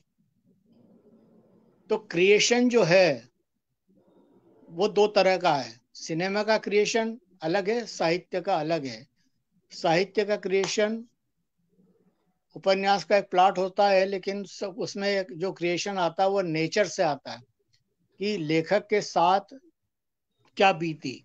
मैं आपको बताता हूँ कि अभी अभी मैं पढ़ रहा था फणीश्वरनाथ रेणु का संस्मरण, उन्हीं का लिखा हुआ है, मृगजल धन जल मृगजल। तो ऋण जल उसमें धन जल, इसको ठीक हाँ, कर लीजिए, ऋण जल धन जल। ऋण जल धन जल। तो उसमें क्या हुआ, ऋण जल धन जल में एक शैलेंद्र का वो किस्सा है। शैलेंद्र जब रेणु के पास आते हैं तीसरी कसम के लिए, फिल्म बनाने के लिए, मारे गए गुलफाम पर बनाई थी उनकी कहानी पर। तो उसमें क्या हुआ कि रेणु जो है उनको एक किस्सा सुनाते हैं, महुआ घटवारिन का। तो वो किस्सा ये था कि वो उसमें वो किस्सा सुनाते हैं कि वो लड़की जो है, जो नई ब्याही लड़कियां रहती है, वो राखी पर नहर बुलाई जाती है। तो वहाँ वो एक जो लड़की थी उसका शादी हुई। तो और बिहार में वो आज भी और उस समय भी सारा जो परिचालन है नावों से ज्यादा होता था गांवों के बीच में। तो वो उसका भाई लेने जाता है, वो सारा उन्होंने बताया, उसके उसमें पूरा लिरिक्स भी है वहीं की भाषा का। सारा उन्होंने किस्सा सुनाया कि वो लेने जाता है, लेकिन जब वो देर से जाता है भाई, तो वो जाता है तो वो वहां पर जब अपनी बहन को लेकर आता है तो घाट पर एक भी नाव नहीं दिखती है। फिर वो मूंछ की रस्सी से और केले के तनों से एक नाव बनाता है, बजरा जिसको हम बोलते हैं, उस पर बैठकर वो पार करते हैं। नदी में बाढ़ आई हुई है, एक जगह जो है भंवर में फंस जाती है वो बजरा और टूट जाता है। तो बहन उसकी जो है वो डूब जाती है, और वो बचाने की कोशिश करता है भाई, लेकिन वो नहीं बच पाती। और वो डूबते डूबते एक संदेश देती है अपने मेरे पिता से कहना, माँ से कहना कि जब भी नहर में नई ब्याही लड़की को बुलाने भेजें तो जल्दी भेजें। तो रेणु और शैलेंद्र दोनों इस किस्से को सुनकर फूट फूट कर रोए।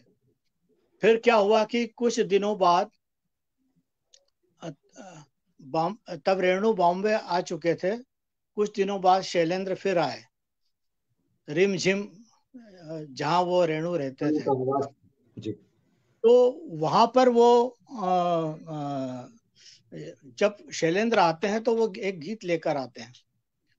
तो उनको लगा कि ये बोले तीसरी कसम पे लिखा हुआ है। बोले नहीं नहीं, तीसरी कसम पे नहीं लिखा है, ये बंदिनी फिल्म जो बन रही है, बिमल राय ने बनाई है, उसका गीत है। तो वो जो गीत है वो कौन सा है, अब के बरस भेज भैया के बाबुल। तो वो जो गीत है वो कैसे, कहाँ से आया, मतलब आप जिस मर्म को एक गीतकार ने पकड़ा, जिस मर्म को एक लेखक पकड़ रहा है, उस मर्म को एक निर्देशक जिस उस तरह से कहीं कहीं पकड़ लेता है, तो एक सार्थक पिक्चर साहित्य में जो मर्म लिखा गया है उस तरह से बन जाती है। फिर बासु चटर्जी ने वो फिल्म बनाई थी, और वो तीसरी कसम। तो उन्होंने कहा कि भाई इसमें अब राज कपूर ने जो एक्शन उसमें की है तीसरी कसम में, वो अभिनय उनकी किसी फिल्म में नहीं मिलता, जबरदस्त उन्होंने की। और दूसरा ये कि जो हीरोइज्म है राज कपूर का, वो उस फिल्म में उतना नहीं है। जो राज कपूर ने अपनी फिल्मों में अपना स्वयं का हीरोइज्म स्थापित किया, वो तीसरी कसम में डाउन हो जाता है, और तीसरी कसम की पिक्चर में कथा तत्व हावी रहता है। ये होता है निदेशक का काम। आज जब फिल्में नहीं बन रही है, अब जैसे गैंग्स ऑफ वासेपुर हम पिक्चर देखते हैं नहीं, और एक तो हमें लगता है कि भाई जहाँ हम बहुत सारी हमारे समय की हकीकत से गुजर रहे हैं, लेकिन अब वो फिल्में, आज की जो फिल्में बन रही है उनका साहित्य से कोई रिश्ता नहीं है, क्योंकि पाठक का भी, जमाने का भी रिश्ता नहीं है साहित्य से। तो ये सब चीजें दौर की चीजें रहती है, एक दौर चलता है और उस दौर से चीजें गुजरती है। और मैं कहता हूँ कि अमिताभ बच्चन के आने के बाद साहित्य का जो, सिनेमा और साहित्य का जो संबंध है वो और दूरी पा गया। हालांकि भले ही वो एक साहित्यकार के बेटे हों, लेकिन फिल्मों में जिस तरह के अभिनय और जिस तरह की चीजों को उन्होंने प्रशस्त किया, हम आज उसी का परिणाम अपनी अगली पीढ़ी के जो नायक है, जो गायक है, जो अभिनेता है, जो अभिनेत्री है, उनमें देख रहे हैं। तो ये सब चीजें दौर की चीजें हैं और इसमें नहीं है। अगर साहित्य, कोई कहानी अगर सिनेमा में नहीं आ रही तो नहीं आ रही है, कोई जरूरी नहीं कि भाई वो आए। साहित्य एक बहुत अलग चीज है, उसका पाठक, साहित्य का मतलब ये होता है कि आप अपने पाठक को किस तरह से समझदार बनाते हैं। अब आज जब पढ़ाई नहीं जाता है तो पाठक समझदार कैसे बनेगा? वो बस वो उस तरह की जो छोटी मोटी, जिसको कहना चाहिए कि किस्सों से, जुमलों से, उससे चीजें चलती है। भाई सिनेमा से ज्यादा अच्छे तो विज्ञापन बन रहे हैं कुछ, तो हम उसे क्या कहेंगे? अब फिर OTT प्लेटफॉर्म आ गया, उस पर अपनी मनमर्जी का, लोग यूट्यूब पे अपनी मनमर्जी की कहानी डाल रहे हैं, ये सब चीजें चल रही है। साहित्य जो है बहुत अलग चीज है, सिनेमा एक अलग चीज है। कहीं एक समय था जब वो साथ साथ चलते थे। अब जैसे गुरुदत्त ने फिल्म बनाई साहिब बीबी गुलाम, अब वो फिल्म में लगता नहीं है कि हम उपन्यास के कहीं बाहर जा रहे हैं। संगीत भी है उसमें, गीत भी है, क्योंकि वो हमारा जो 60 के दशक का फिल्म हम इसलिए पसंद करते हैं कि ड्यू टू देयर म्यूजिक, उनका जो संगीत है वो हमें लुभाता है, इसीलिए वो गोल्डन ईरा माना जाता है। कहानी बहुत कम लुभाती है। तो वो समय था। अब गुरुदत्त जो थे, श्याम बेनेगल गुरुदत्त के चचेरे भाई, गुरुदत्त की नानी और श्याम बेनेगल की दादी बहनें थी। तो श्याम बेनेगल गुरुदत्त के पास काम मांगने आए। गुरुदत्त का नाम था वसंत बातुकोण है। तो वो काम लेने आए, तो गुरुदत्त ने उनको काम नहीं दिया। उनको कहा कि भाई आप अपना कैरियर बनाओ, और बेनेगल को उसमें सहायता की। तो श्याम बेनेगल ने जो सिनेमा दी, गोविंद निहलानी जी ने जो हमें सिनेमाएं दिए, जो पिक्चर दिए हैं, वो हमारे लिए थाती है कि भाई लोरका की कहानी पर उन्होंने फिल्म बनाई थी छोटी सी, तो वो नाम भूल रहा हूँ मैं लिख रखा। तो वो कहानी गोविंद निहलानी की, क्या जबरदस्त कहानी। 5 औरतें हैं, एक 4 बहनें, एक माँ है, और एक हवेली में पिक्चर हो रही, बाहर से आवाजें आ रही है, लेकिन कहीं ऐसा नहीं लगता है कि यार कुछ चीजें टूट रही है, कुछ खत्म हो रहा है बीच में, लिंक बनी हुई है लगातार। इसको कहते हैं डायरेक्शन। बाकी क्या है? आप जुमलेबाजी कर दो, 4 जो है छोटी छोटी जो है वो निकरें पहना के नचवा दो, तो ठीक है भाई। जो चीजें तीसरी कसम में लोग नौटंकी देखने जाते थे कि पतुरिया नाच रही है, वो आज यहाँ ये सब चीजें अब अभिनय में हो रहा है। तो ये सारी चीजों को देखते हुए मैं ये कहना चाहूंगा कि भाई इसकी नाहक जो है, ये ऐसी फिक्र वाली बात नहीं है। ये दौर है और दौर आते रहेंगे, चलते रहेंगे। और दूसरा ये कि हमारा समाज जितना समझदार और शिक्षित बनेगा, उतना ही वो सिनेमा में उन चीजों को पकड़ पाएगा। नहीं है तो वो भाई वो जुमले पकड़ेगा। जो साउथ में जुमले आते हैं वो मैंने पढ़ी है, क्योंकि मेरे जो बड़े यहाँ साले साहब थे, उनके बेटे इसी लाइन में काम करते, तो उसके पास किताबें थी। मैंने किताब उठा के तमिल की पढ़ डाली, तो बोले वो इस तरह से सिनेमा बनता है। ये तरीका है। एक ये तरीका है कि भाई आप टीवी सीरियल देखते हैं या फिल्म देखते हैं, फिल्म में आप एक ऐसा दृश्य बता दो कि भाई इस पे आप कहानी लिख सकते हो बगैर वहां प्रेजेंट हुए। आपको उसके साथ रहना पड़ेगा कि भाई अब ये सिचुएशन है, अब क्या करना। और आप इसका दूसरा दृश्य इस तरह से बनाओ। जी सर, आपकी बातों से बिल्कुल सहमत हूँ। आपने सही कहा कि हमें समय के साथ फिल्में बदली है, लोगों की मानसिकता बदली है, लेकिन फिर भी कहीं ऐसा लगता है कि जो अब की जो पीढ़ी की मानसिकता है और जो अब फिल्में बन रही हैं, ऐसा मेरा अपना मत है कि वो अंधाधुंध रेस है। उसमें ना कोई समाज तक समाज साहित्य कह लो या फिल्में कह लो, है तो समाज का आईना ही। और पहले शिक्षाप्रद फिल्में और बनती थी ताकि समाज को जो समाज में कुरीतियां होती थी उनको दिखाते थे कि भाई देखिए आप यहाँ से सीखिए कुछ रहन सहन संस्कार, वो भी फिल्मों से हमें मिले हैं। ऐसा नहीं कि हमेशा फिल्में एंग्री यंग मैन दिखाती थी ऐसा, लेकिन 80 के दशक के बाद 80 के दशक से जो फिल्में बनने लगी हैं वो ऐसा है कि रेस है कि उसने 4 गाने रखे हैं, हम 10 गाने रखेंगे। उन्होंने स्विट्जरलैंड में शूटिंग की है, हम अमेरिका में करेंगे। और फिर पाश्चात्य संस्कृति का जो अंधाधुंध अनुसरण हो रहा है वो भी इसमें कहीं ना कहीं एक कारण है। अब हमारे बीच में हमारे अध्यक्ष महोदय उपस्थित हो गए हैं और हमारे जो अध्यक्ष महोदय हैं वो उनका संबंध साहित्य और फिल्म दोनों से ही है, क्योंकि वे पूर्व विभागाध्यक्ष रह चुके हैं हिंदी डिपार्टमेंट के बुंदेलखंड विश्वविद्यालय में, और वर्तमान में वे अध्यक्ष हैं द फिल्म फाउंडेशन ट्रस्ट के।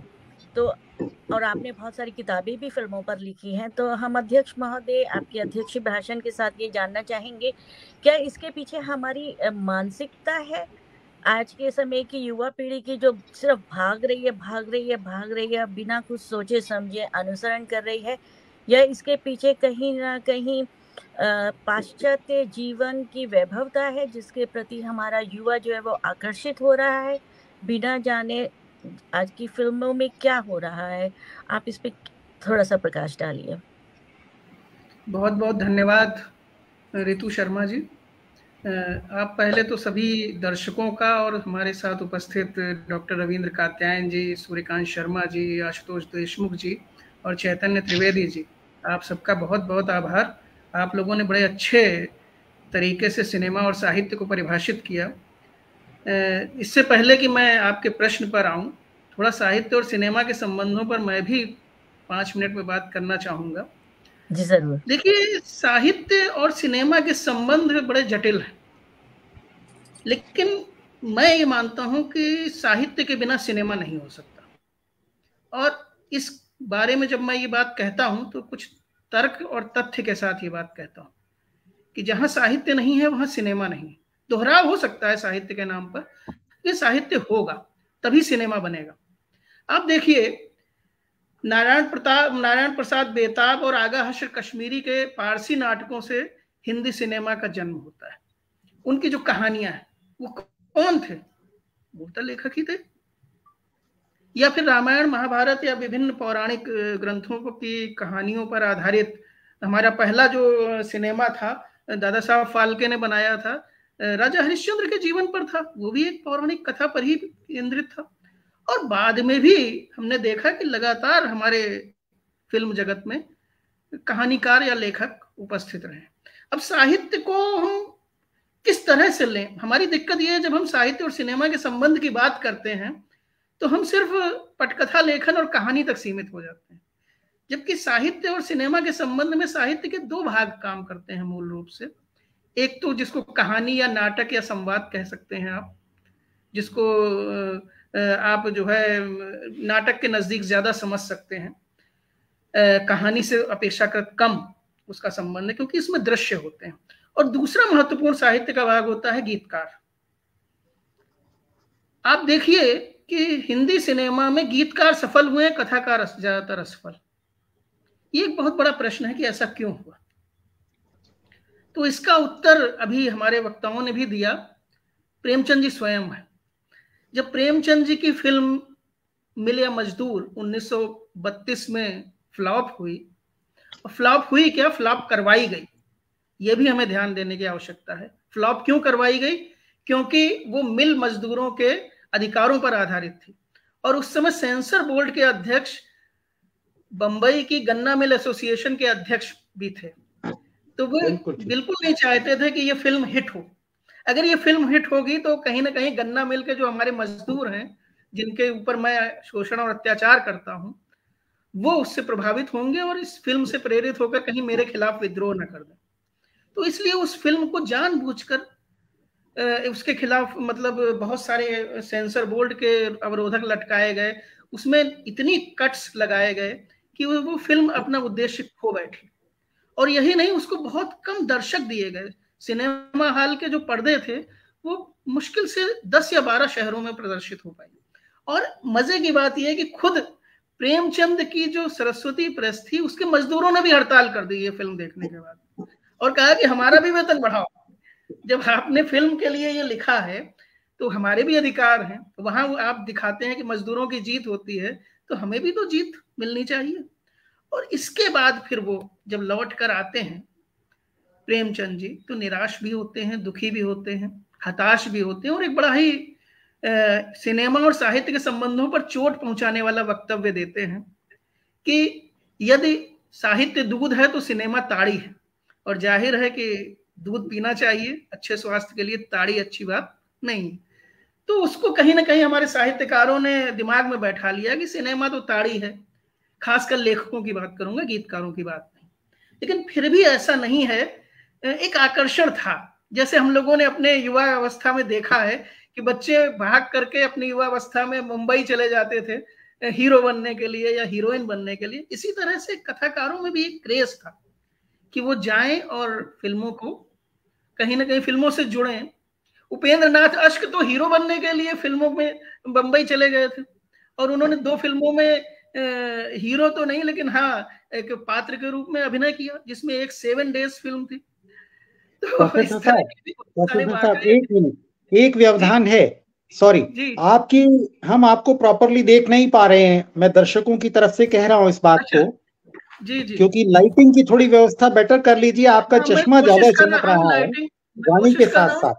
जी, कोशिश कर रहा हूँ लाइटिंग की व्यवस्था। जैसे मैं जहां पर बैठा हूँ वहां थोड़ी लाइट कम है, अभी अभी मैं कहीं से आया हूँ।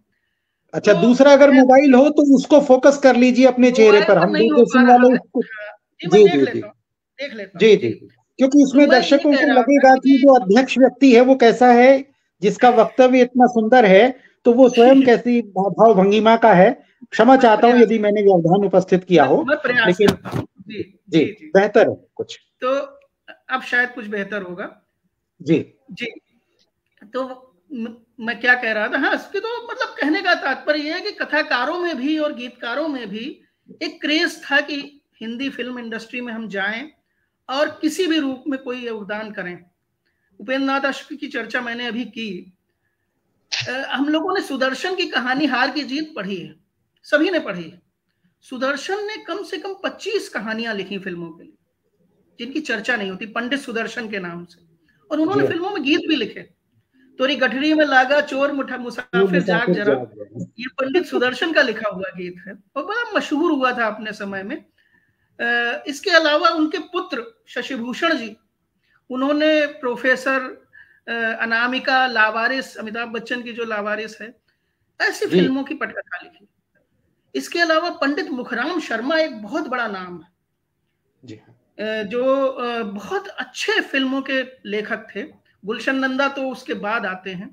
मुखराम शर्मा जी की 2 कलियां, बहुत सी फिल्में हैं जिनमें की सुपरहिट फिल्में हैं उनकी, और कई फिल्में उनकी ऐसी हैं जिनको की फिल्म फेयर पुरस्कार मिला, और उन्होंने करीब करीब 100 फिल्मों की पटकथा लिखी।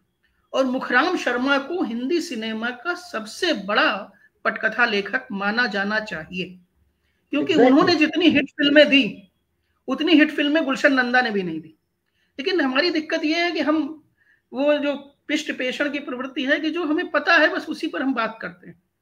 तो मुखराम शर्मा जी का नाम एक बड़े पटकथा लेखक के रूप में हमारे सामने आना चाहिए। और सुदर्शन जी और उनके बेटे शशिभूषण जी, इन दोनों ने बहुत अच्छी कहानियां लिखी। इसके अलावा भी बहुत से पटकथा लेखक हैं जो सफल हुए। बहुत से पटकथा लेखकों को या कहानीकारों को लिखने का मौका नहीं मिला, जिसमें मैं नाम लूंगा वृंदावन लाल वर्मा का। वृंदावन लाल वर्मा 2 फिल्मों की पटकथा लेकर बंबई गए, जिसमें एक फिल्म का नाम था गंगा की लहरें और दूसरी फिल्म का नाम उन्होंने शीर्षक नहीं दिया था। वो दोनों फिल्में बनाने के लिए निर्माता निर्देशक उन्हें नहीं मिले। अंत में एक निर्देशक मिला, उसने कहा 40,000 रुपए जमा कर दीजिए, निर्माता बन जाइए, तब हम आपकी फिल्म बना देंगे। दुर्भाग्य यह था कि वर्मा जी के पास 40,000 रुपए नहीं थे और वो लौट आए। ऐसे बहुत से वाकये हैं। अश्क जी फिल्मों में लिखने गए थे कहानियां, हीरो बने, फ्लॉप हुए, वापस लौट आए।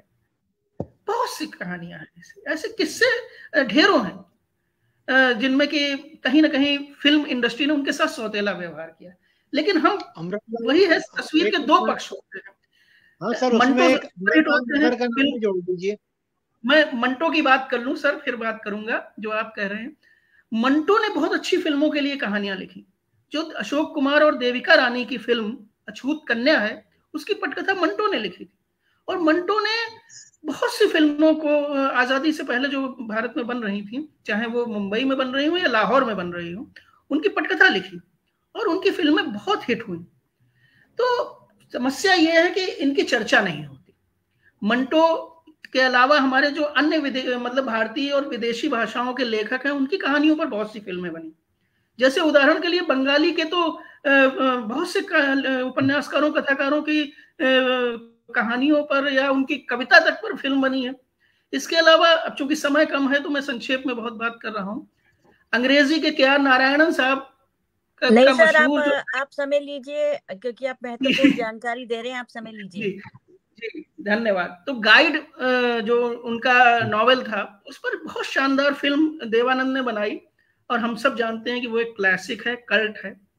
तो इसी तरह से और भी भाषाओं, संस्कृत की मृच्छ कटिकम पर उत्सव फिल्म रेखा और शेखर सुमन की हम सब के जेहन में ताजा है। और प्रेमचंद के जाने के बाद भी प्रेमचंद की कहानियों या उपन्यासों पर 16 फिल्में बनी, जिसमें सदगत की चर्चा अभी चैतन्य त्रिवेदी जी ने की, शायद, या शर्मा जी ने। सदगत की मैं जरूर बात करना चाहूंगा। शतरंज के खिलाड़ी उनकी क्लासिक मानी जाती है, लेकिन जो ये सदगत फिल्म है, ये टेलीफिल्म थी, वास्तव में टेलीविजन के लिए बनाई गई थी। और इस फिल्म की खास बात यह है कि इस फिल्म में बहुत प्रयोग किए हैं सत्यजीत राय ने। जो प्रेमचंद जी की कहानी है उसे पढ़िए, सदगति, और इस फिल्म को देखिए। आपको लगेगा कि क्या जीनियस फिल्मकार था सत्यजीत राय। उन्होंने एक पंडित जी के घर के सामने चबूतरे पर एक रावण का प्रतीकात्मक पुतला भी लगा दिया, जिसका जिक्र कहानी में कहीं नहीं है, प्रेमचंद जी ने कहीं नहीं किया है। लेकिन वो प्रतीक इतना प्रभावशाली है कि हमें अंत में पता चलता है कि सदगति, उसे जो तथाकथित सदगति मिल रही है नायक को, उसके पीछे कौन उत्तरदायी है, वो प्रतीक के रूप में पुतला है। तो इन प्रतीकों की चीज जो है कहीं ना कहीं साहित्य से ज्यादा सिनेमा में महत्वपूर्ण होती है। और आज की फिल्मों की बात जब लोग करते हैं, अभी आपने जैसा कि सवाल किया उस पर मैं सीधे आ जाता हूं कि आज की पीढ़ी पाश्चात्य अंधानुकरण पर चल रही है। मैं इससे थोड़ा सा डिफर करता हूं। हमको अपनी पीढ़ी को खारिज करने का कोई नैतिक अधिकार नहीं। हमारी युवा पीढ़ी है, उसका अपना सोचना है। लेकिन आप जरा सोचिए, कल्पना कीजिए, अगर युवा पीढ़ी ने नहीं चाहा होता तो क्या बाहुबली हिट होती? मैं आपसे पूछना चाहता हूं, क्या युवा पीढ़ी ने पसंद ना किया होता तो कला जैसी फिल्म जो OTT पर रिलीज हुई, सजना घोड़े पे क्यों सवार है, वो हमें 40-50 के दशक के गानों में ले जाता है, क्या वो हिट होता? मैं आप सबसे जानना चाहता हूँ। जुबली वेब सीरीज बहुत पॉपुलर है। मैं वेब सीरीज पर आ रहा हूँ। बैंडिट बैंडिश, गुलाबो सिताबो, ये फिल्में तथाकथित मसाला फिल्में नहीं है। या वेब सीरीज की भी हम बात करें, अटकन चटकन ZEE5 पर आई हुई एक फिल्म थी। तो ये सब हिट हैं। क्यों हिट हैं? क्योंकि हमारा दर्शक का टेस्ट अब बदला है। और OTT, ये जो कोरोना आया है, इसने कहीं ना कहीं हमें OTT के पक्ष में जाने के लिए विवश किया। बड़े बड़े अभिनेता, कलाकार, निर्देशक, निर्माता वो OTT की ओर गए, ओवर द टॉप की ओर गए। और वो गए तो वहां पर वो कंटेंट पर ध्यान देते हैं, ना कि नायक पर। हीरोइज्म वहां नहीं है, ओटीटी की कुछ अच्छी बातें भी हैं जिनको कि हमें ध्यान में रखना चाहिए। वहां अभिनेता प्रमुख नहीं है, वहां कंटेंट प्रमुख, कहानी प्रमुख है, और उस कहानी के विस्तार के लिए आवश्यकता पड़ती है तो वो 10 एपिसोड, 12 एपिसोड, 16 एपिसोड में भी मैंने देखी है ओटीटी। और अभी मैं हाल में मनी हाइस्ट के सीजन मैंने देखे 5, 41 एपिसोड हैं 1-1 घंटे के। तो आप कल्पना कीजिए कितनी स्वतंत्रता है फिल्मकार के लिए कि वो जितना चाहे। बैटल ऑफ सारागढ़ी के 65 एपिसोड है सर। बैटल ऑफ सारागढ़ी का जो है वो 65 एपिसोड सारागढ़ी के बिल्कुल है। नहीं, मैं तो एक उदाहरण अभी हाल में मैंने जो देखा उसका मैंने दे दिया। तो अब स्वतंत्रता बहुत है। अब जरूरत इस बात की है कि हम उस स्वतंत्रता का फायदा उठाकर युवा पीढ़ी को क्या परोसें। हमारी दिक्कत क्या है, मैंने कोरिया की भी वेब सीरीज देखी हैं, थाईलैंड की भी देखी हैं, और अमेरिकन और ब्रिटिश तो बहुत सारी देखी। वहां पर तो एक बड़ी कॉमन, और स्पेनिश है ये तो मनी हाइस्ट, तो वहां की एक कॉमन प्रवृत्ति है, और शायद उनकी संस्कृति के लिए शायद वो गलत भी नहीं है, उनके लिए वो सब सामान्य है कि वहां पर एलजीबीटी कम्युनिटी या अत्यधिक अश्लीलता या नारी का उन्मुक्त अंग प्रदर्शन, ये उनके लिए बहुत सामान्य चीज है। हमारे ओटीटी के फिल्मकारों ने ओटीटी के लिए महत्वपूर्ण ये मान लिया कि फिल्म में कहानी के बाद सबसे अधिक महत्वपूर्ण यदि कुछ है तो वो ये सब चीजें हैं, अश्लीलता है। और जब ये उन्होंने स्वीकार कर लिया तो स्वाभाविक रूप से ओटीटी पर अश्लीलता की बाढ़ आ गई। दूसरी समस्या क्या हुई कि ओटीटी पर कोई भी सेंसर जैसी चीज अभी नहीं थी, अभी तक नहीं थी। उसका लाभ भी तथाकथित हमारे फिल्म निर्माताओं निर्देशकों ने उठाया, और बल्कि 2 प्लेटफॉर्म तो ऐसे बने जिनका मैं नाम नहीं लूंगा, ओटीटी प्लेटफॉर्म, जिनका की काम ही केवल इसी प्रकार के कंटेंट को परोसना है, क्योंकि उनका बेजा प्रचार करना शायद अनुचित होगा। तो बिल्कुल अनुचित होगा सर। ये भी बताना चाहूंगा जी, इस तरह की मानसिकता आप लेकर जी जी जी एक नामी अभिनेत्री के पतिदेव तो पूरी तरह से इस प्रकार की अभी कंटेंट के निर्माण में पकड़े भी गए हैं, जिनके बारे में मैं बहुत अधिक नहीं बोलना चाहूंगा क्योंकि उनका भी कुप्रचार हो जाएगा, बस संकेत में बात कहूंगा। तो कहने का तात्पर्य यह है कि कहानी महत्वपूर्ण है, लेकिन कहीं ना कहीं उनके जेहन में वो बड़े बड़े फिल्मकार जो तथाकथित जिनको आप बड़े कहते हैं, वो बड़े फिल्मकार भी उसी होड़ में आ गए हैं। जब वो ओटीटी पर आते हैं तो लगता ही नहीं है कि ये एक इतना बड़ा फिल्मकार है जो एक बहुत अच्छी क्लासिक फिल्म हमें दे चुका है। यहाँ आता है तो उसकी सोच भी वही दूषित सोच में परिवर्तित हो जाती है।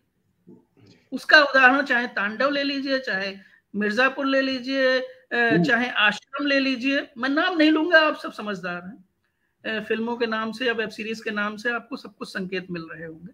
नहीं तो सर, उनको अनावश्यक पब्लिसिटी मिलती है ऐसा करने से। बिल्कुल निगेटिव पब्लिसिटी हमें नहीं देना किसी को। तो कहने का तात्पर्य ये कि सिनेमा बहुत बड़ी चीज है। कहानीकार ये तय नहीं करेगा कि उसमें कौन सा दृश्य जाएगा, कौन सा नहीं जाएगा। वो दृश्य भी लिखेगा तो उसमें भी हम लोग चूंकि फिल्म फाउंडेशन ट्रस्ट बनाकर इन समस्याओं से जूझ रहे हैं, और हमारे साथ कात्यायन जी हैं, वो भी जूझ रहे होंगे निश्चित रूप से, फिल्में बनाते हैं, कि वो भारतीय होना नहीं चाहते। फिल्म जगत से जुड़े लोग, उन्हें पटकथा अंग्रेजी में चाहिए, नहीं अंग्रेजी में तो रोमन लिपि में चाहिए। भारतीयता कैसे आएगी? भारत के किसान की, भारत के बेरोजगार की, भारत के युवा की, भारत के महिला की चेतना की बात कैसे आएगी जब आपकी सोच पश्चिम से संचालित हो? तो समस्या यहां पर है। और जो जागरूक फिल्मकार हैं, जिनके नाम भी आपने नहीं सुने होंगे, कला के निर्देशक को आप नहीं जानते होंगे कौन है, अटकन चटकन का निर्देशक कौन है आप नहीं जानते होंगे, लेकिन ये फिल्में चलती हैं, हिट होती हैं, और हमारी जबान पर उनकी गीत या उनकी कहानियां या उनके डायलॉग आते हैं। तो बुराइयां ही दिखाना, हमारा रफीक जी ने सही कहा कि केवल बुराइयां दिखाना या हिंसा और अश्लीलता दिखाना सिनेमा का लक्ष्य नहीं है। मैंने सिनेमा की एक परिभाषा दी है, कई जगह मैं उसकी चर्चा करता हूँ। साहित्य, नृत्य और मनोरंजन, हिंदी सिनेमा की ये परिभाषा है। लेकिन अब हो क्या गई है इसकी परिभाषा? सस्तापन, नग्नता और मसाला। जब सिनेमा अपने मूल उद्देश्यों से भटक जाएगा, क्षमा कीजिए, तो कहीं ना कहीं सस्तापन आएगा, और सस्ती चीज हमेशा सस्ती होगी। उस पर आप लेबल भले ही बड़ा सा लगा दीजिए, बड़े नाम, बड़े कलाकार, बड़े अभिनेता, तथाकथित बड़े, उनको भी मैं तथाकथित कहता हूं, तो उससे आपकी फिल्म या वेब सीरीज या जो भी कार्यक्रम आप बना रहे हैं, कंटेंट बना रहे हैं, वो कंटेंट प्रभावित नहीं होगा। कई बार हम अनाम लोगों के अभिनय से सजी हुई फिल्मों से इतना प्रभावित होते हैं कि जितना कि नामी फिल्मों के फिल्मकारों से नहीं होते। तो अब हमारे पास विकल्प है। पहले क्या होता था? पहले होता था कि पूरे के पूरे स्क्रीन सिनेमा हॉल के एक तथाकथित बड़े अभिनेता, नायक या शोमैन कब्जा कर लेते थे, और उस कब्जा करने का नतीजा ये होता था कि जबरन वो अपनी फिल्म को हिट करा लेते थे, और जो अच्छी फिल्म बनती थी उसको स्क्रीन ही नहीं मिलती थी अपनी कंटेंट को प्रदर्शित करने के लिए, अपनी फिल्म को दिखाने के लिए। और तो और एक छोटा सा उदाहरण दूं, हम लोग युवा थे तो खलनायक की तर्ज पर सावन कुमार ने खलनायिका फिल्म बनाई थी, और सुभाष घई की खलनायक थी, तो खलनायिका को स्क्रीन नहीं मिल रहे थे। हालांकि फिल्में तो अब कैसी थी दोनों, उस पर मैं कंटेंट पर बात नहीं करना चाहता, मैं सिर्फ एक उदाहरण देना चाहता हूं कि इस प्रकार की स्थिति क्रिएट की जाती है। बहुत से कलाकारों ने अपने त्योहार तय कर रखे हैं कि दीपावली पर फला अभिनेता की फिल्म आएगी, होली पर फला की आएगी, ईद पर फला की आएगी, क्रिसमस पर फला की आएगी। कहने का मतलब यह कि उनके अलावा किसी को स्पेस मिलना ही नहीं। जब ऐसी स्थिति होगी तो कहानी का महत्व कैसे होगा? जब अभिनेता लार्जर देन लाइफ किरदार में दिखेगा तो वो कहानी में रियलिटी तो नहीं ला सकता। तो हमें आज के दौर में ये सब चीजें नहीं चाहिए, और हमारी पीढ़ी को भी नहीं चाहिए। माफ कीजिए, हमारी पीढ़ी को बहुत से लोग क्रिटिसाइज करते हैं कि वो पश्चिम की ओर दौड़ रही है। नहीं, हमारी पीढ़ी बहुत जागरूक है, वो अच्छे कंटेंट जहां से मिलता है उसे पसंद करती है, देखती है और उस पर बात करती है। आवश्यकता इस बात की है कि हम उसे अच्छी कहानी दें, अच्छे डायलॉग दें, संवाद दें। आज भी मैंने कई जगह देखा है कि बच्चे बाहुबली के बहुत सारे अच्छे दृश्यों की चर्चा करते हैं कि किस प्रकार से नायक ने नायिका को नाव पर बैठने के लिए अपना हाथ लगा दिया कि उस पर चढ़ करके वो नाव तक जाए नदी में। ये नारी की कहीं ना कहीं उसके प्रति सम्मान है, जो पुरुष का सम्मान है, दिखाया गया। उन्हें अगर अच्छा लगता है ये एक युवा के रूप में, तो शायद फिल्मकार की सफलता है, इसे हमें मानना चाहिए। तो कहने का तात्पर्य, ये तो एक उदाहरण मात्र है, बहुत सारे ऐसे उदाहरण हो सकते हैं। आज हमें मालूम है कि आज हम सत्यजीत राय पैदा नहीं कर सकते। आज हमें मालूम है कि हम देविका रानी या अशोक कुमार जैसे किरदार नहीं ला सकते। यहां तक कि हमें अमिताभ भी नहीं चाहिए, और शाहरुख, सलमान और आमिर की तिकड़ी भी अब हमें नहीं चाहिए। हमारी युवा पीढ़ी को नहीं चाहिए। हमारी युवा पीढ़ी को कंटेंट चाहिए, और उस कंटेंट में दम चाहिए जिसे देखकर वो प्रभावित हो। क्योंकि एक समय था, गांधी जी सत्य हरिश्चंद्र बाइस्कोप पर देखकर फूट फूट कर रोए थे, और उन्होंने वो फिल्म देखकर हमेशा सच बोलने का प्रण अपनी माता के सामने लिया था। वही फिल्में हैं, 2 आंखें 12 आंख फिल्म देखकर ना जाने कितने डाकुओं ने आत्मसमर्पण किया था जयप्रकाश नारायण जी के सामने। ज्यादा पुरानी बात नहीं है, 50-60 साल पुरानी बात है। यही, और इससे नई बात करता हूं, हमारे मुन्ना भाई को देखकर ना जाने कितने लोगों ने गांधीगिरी सीख ली थी। 3 इडियट्स को देखने के बाद हमने कहीं ना कहीं एजुकेशन सिस्टम पर बात करनी शुरू की। हमारे युवाओं की सोच क्या होनी चाहिए, रंग दे बसंती देखकर हमने बात की उस पर। या हमारे विभिन्न प्रकार की बीमारियों से जुड़ी हुई फिल्में जो बनी, जैसे ब्लैक है, पा है, इस प्रकार की फिल्मों के बाद हम उन फिल्मों के लिए जागरूक हुए। एक फिल्म सुनील दत्त ने भी बनाई थी कैंसर पर, नरगिस की मृत्यु के बाद, दर्द का रिश्ता। दर्द, जी, खुशबू उसमें बच्ची थी नायिका। जी हाँ, तो दर्द का रिश्ता हम लोगों ने देखी थी। मैं तो बहुत छोटा था उस समय, लेकिन जिस समय वो फिल्म खत्म होती है तो आंखों में आंसू थे, कम से कम मेरी आंखों में तो आंसू थे।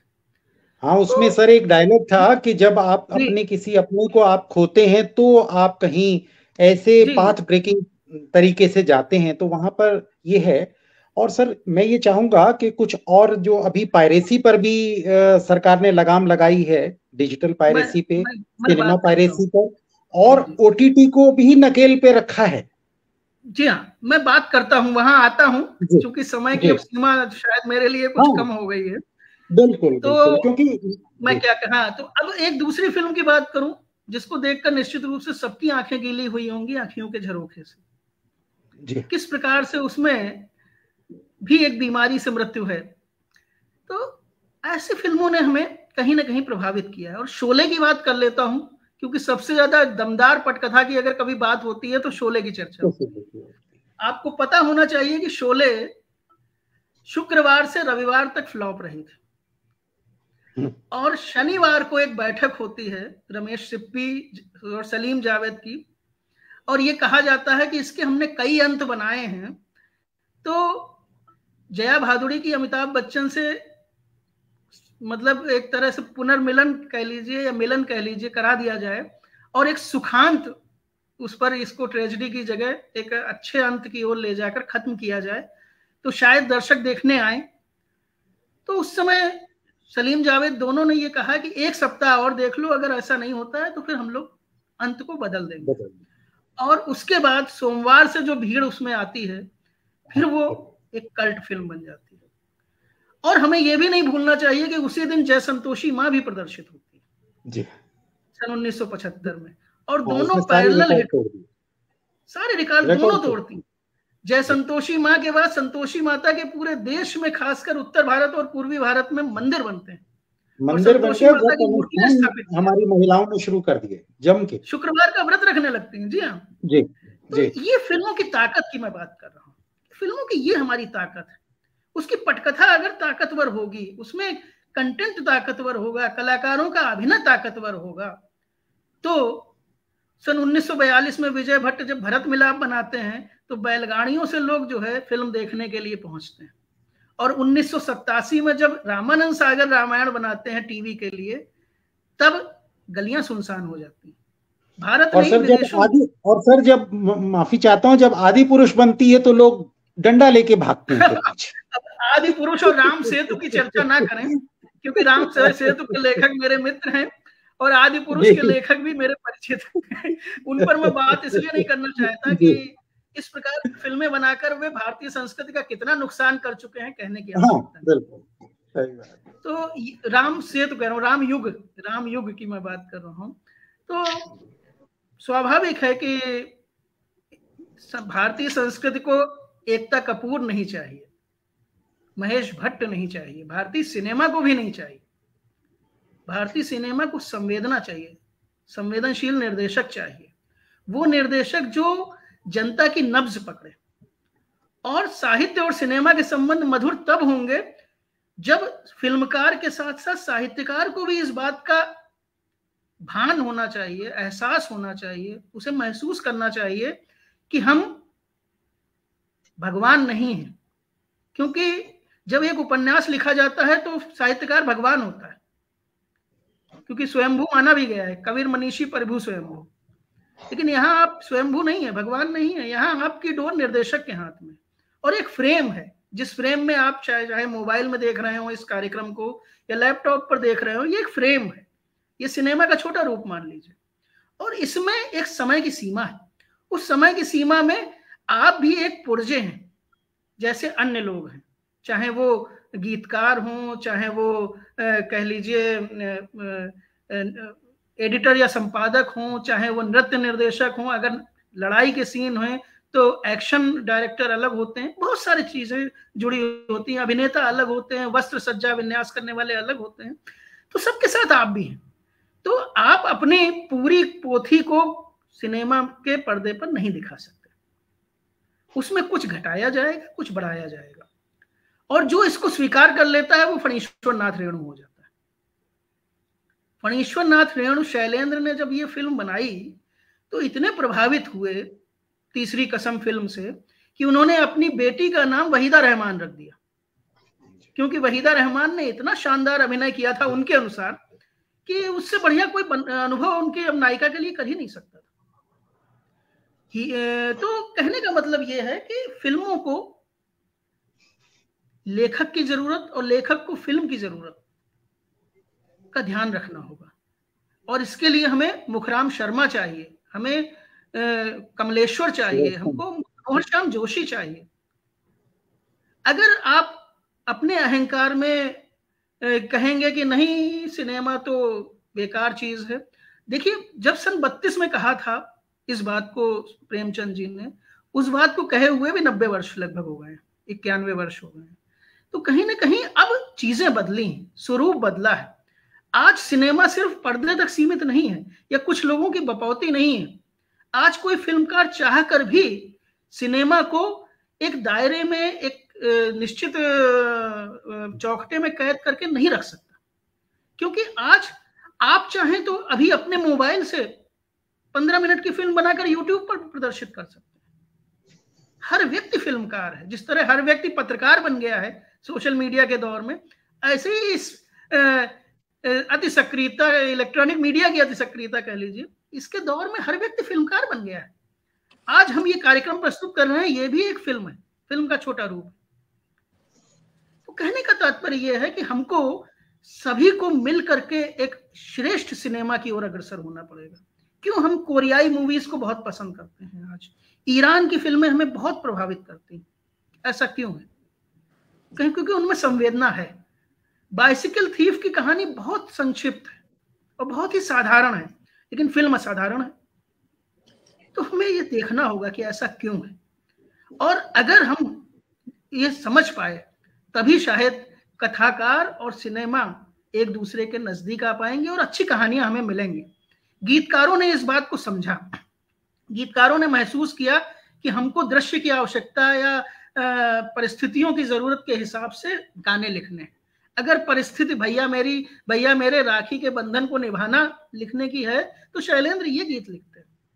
अगर आवश्यकता है कि कोई रोमांटिक या प्रेरणा का गीत गाना लिखना है तो ना कजरे की धार ना मोतियों की मार, तुम कितनी सुंदर हो, यानी बिना मेकअप की लड़की की कल्पना करना है कि वो उसके बाद भी सुंदर हो सकती है, तो गीतकार ये लिखता है।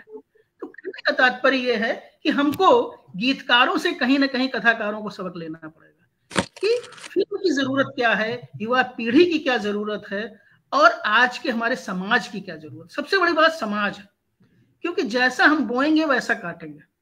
अगर वी शांताराम 2 आंखें 12 हाथ बनाकर अनेक डाकुओं का हृदय परिवर्तित करा सकते हैं, दादा साहब फाल्के महात्मा गांधी को रोने पर बाध्य कर सकते हैं, तो निश्चित रूप से ये फिल्म का जो परिदृश्य है, कैनवास है, बहुत प्रभावशाली है। और इस प्रभावशाली कैनवास का इस्तेमाल हमें एक बेहतरीन सिनेमा को आगे लाने के लिए करना चाहिए। और अगर हमारे साहित्यकार ऐसा करने में असफल रहे तो यकीन मानिए आने वाली पीढ़ियां, जिस तरह से अभी चैतन्य जी कह रहे थे कि अमिताभ के आने के बाद कहानियों की दुर्दशा हुई है, वैसे ही कहेंगे कि हमारे पहले वाली पीढ़ी जो थी उसने सिनेमा को मटियामेट किया, और कहीं ना कहीं हम दोषी साबित होंगे। तो आवश्यकता इस बात की है कि जो लोग भी हमारा ये कार्यक्रम देख रहे हैं वो इस प्रकार की जागरूकता पैदा करें कि साहित्यकार भी सिनेमा की आंख से साहित्य को देखना सीखे।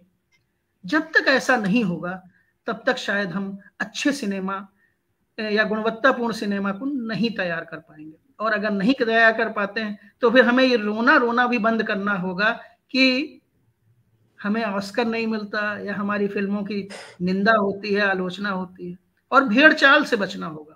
एक बायोपिक बनती है तो 50 बायोपिक तैयार कर दी जाती है। एक खिलाड़ी के जीवन पर फिल्म बनती है तो 50 फिल्में खिलाड़ियों के ही जीवन पर बन जाती हैं। ये भेड़ चाल कहीं ना कहीं हमें बंद करनी होगी। और जब तक हम मौलिक और यथार्थपरक और संवेदनशील साहित्य का सिनेमा में उपयोग नहीं करेंगे तब तक शायद एक अच्छा सिनेमा हम दे पाने में असफल रहेंगे। हमें नहीं चाहिए गोविंद निहलानी, हमें नहीं चाहिए श्याम बेनेगल, उनका समय था, वो बहुत महत्वपूर्ण फिल्मकार है आज। लेकिन हमें युवाओं की जरूरत को ध्यान में रखते हुए सिनेमा चाहिए, बच्चों के लिए सिनेमा चाहिए। हैरी पॉटर अगर मशहूर हो सकता है तो उसका भारतीय संस्करण भी तो बन सकता है। इतने कार्टून मैं देखता हूँ टीवी पर या ओटीटी पर आते हैं, मुझे लगता है जितने भी भारतीय कार्टून हैं वो सब, मोटू पतलू को छोड़ दीजिए, तो बाकी सब विदेशी फिल्मकारों के कहीं ना कहीं कार्टूनों की भोंडी नकल है। तो हमें कहीं ना कहीं इस दिशा में भी सोचना पड़ेगा। एनिमेशन में हम काम करें, हम बच्चों के लिए काम करें, विभिन्न जोनर की फिल्मों पर काम करें। जब कांतारा बनाकर एक युवा फिल्म निर्देशक एकदम से जो है हॉरर के जोनर को भारतीय संस्कृति से जोड़ सकता है, वो भी कन्नड़ का फिल्मकार, तो हिंदी का निर्देशक या कहानीकार या फिल्मकार इतना अभी विपन्न नहीं है कि मौलिक कहानी ना दे सके। तो सिनेमा के लिए मुझे लगता है शायद बहुत जरूरी है कि संवेदनशील हो। वो जो मैंने अभी परिभाषा दी, साहित्य को प्राथमिकता दे, उसके बाद फिर अन्य चीजें आए, और मनोरंजन तीसरे नंबर पर हो, पहले नंबर पर ना हो। और जिसके बारे में एक अभिनेत्री ने कहा था कि हिंदी सिनेमा का मतलब 3S है, अब उसका मैं फुल फॉर्म नहीं बताऊंगा, आप लोग जानते हैं। इस प्रकार की चीजें कहीं ना कहीं हमारे सिनेमा को क्षति पहुंचाती है, और ऐसे लोग भी। तो हमें निरुत्साहित करना होगा और संवेदनशील अभिनेताओं को आगे लाना होगा। हमें पंकज त्रिपाठी चाहिए, हमें नवाजुद्दीन सिद्दीकी चाहिए, हमें ऐसे लोग चाहिए जो कि फिल्म की संवेदना को लेकर आए। लेकिन दुर्भाग्य से उनसे भी गालियां बुलवाई जा रही, अश्लीलता करवाई जा रही, और वो मजबूर हैं।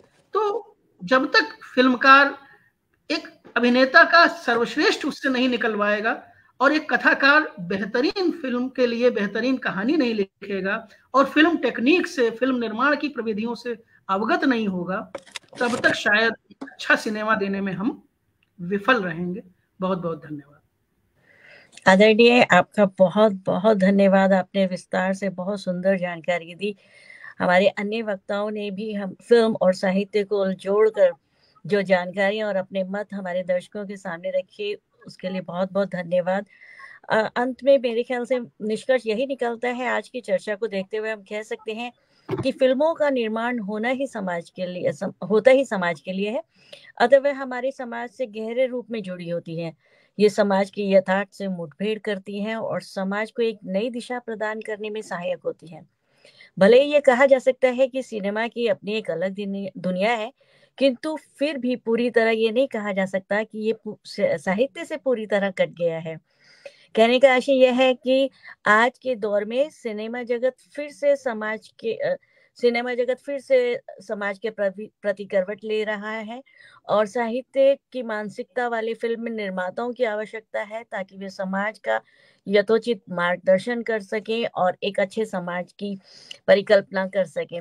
आप लोगों का बहुत बहुत धन्यवाद, और हमारे आभासी पटल से जुड़े रहे हमारे दर्शकों का बहुत बहुत धन्यवाद। अगले माह फिर मिलेंगे एक नए साहित्यिक विषय के साथ। तब तक के लिए सादर प्रणाम। धन्यवाद। नमस्कार, बहुत बहुत धन्यवाद।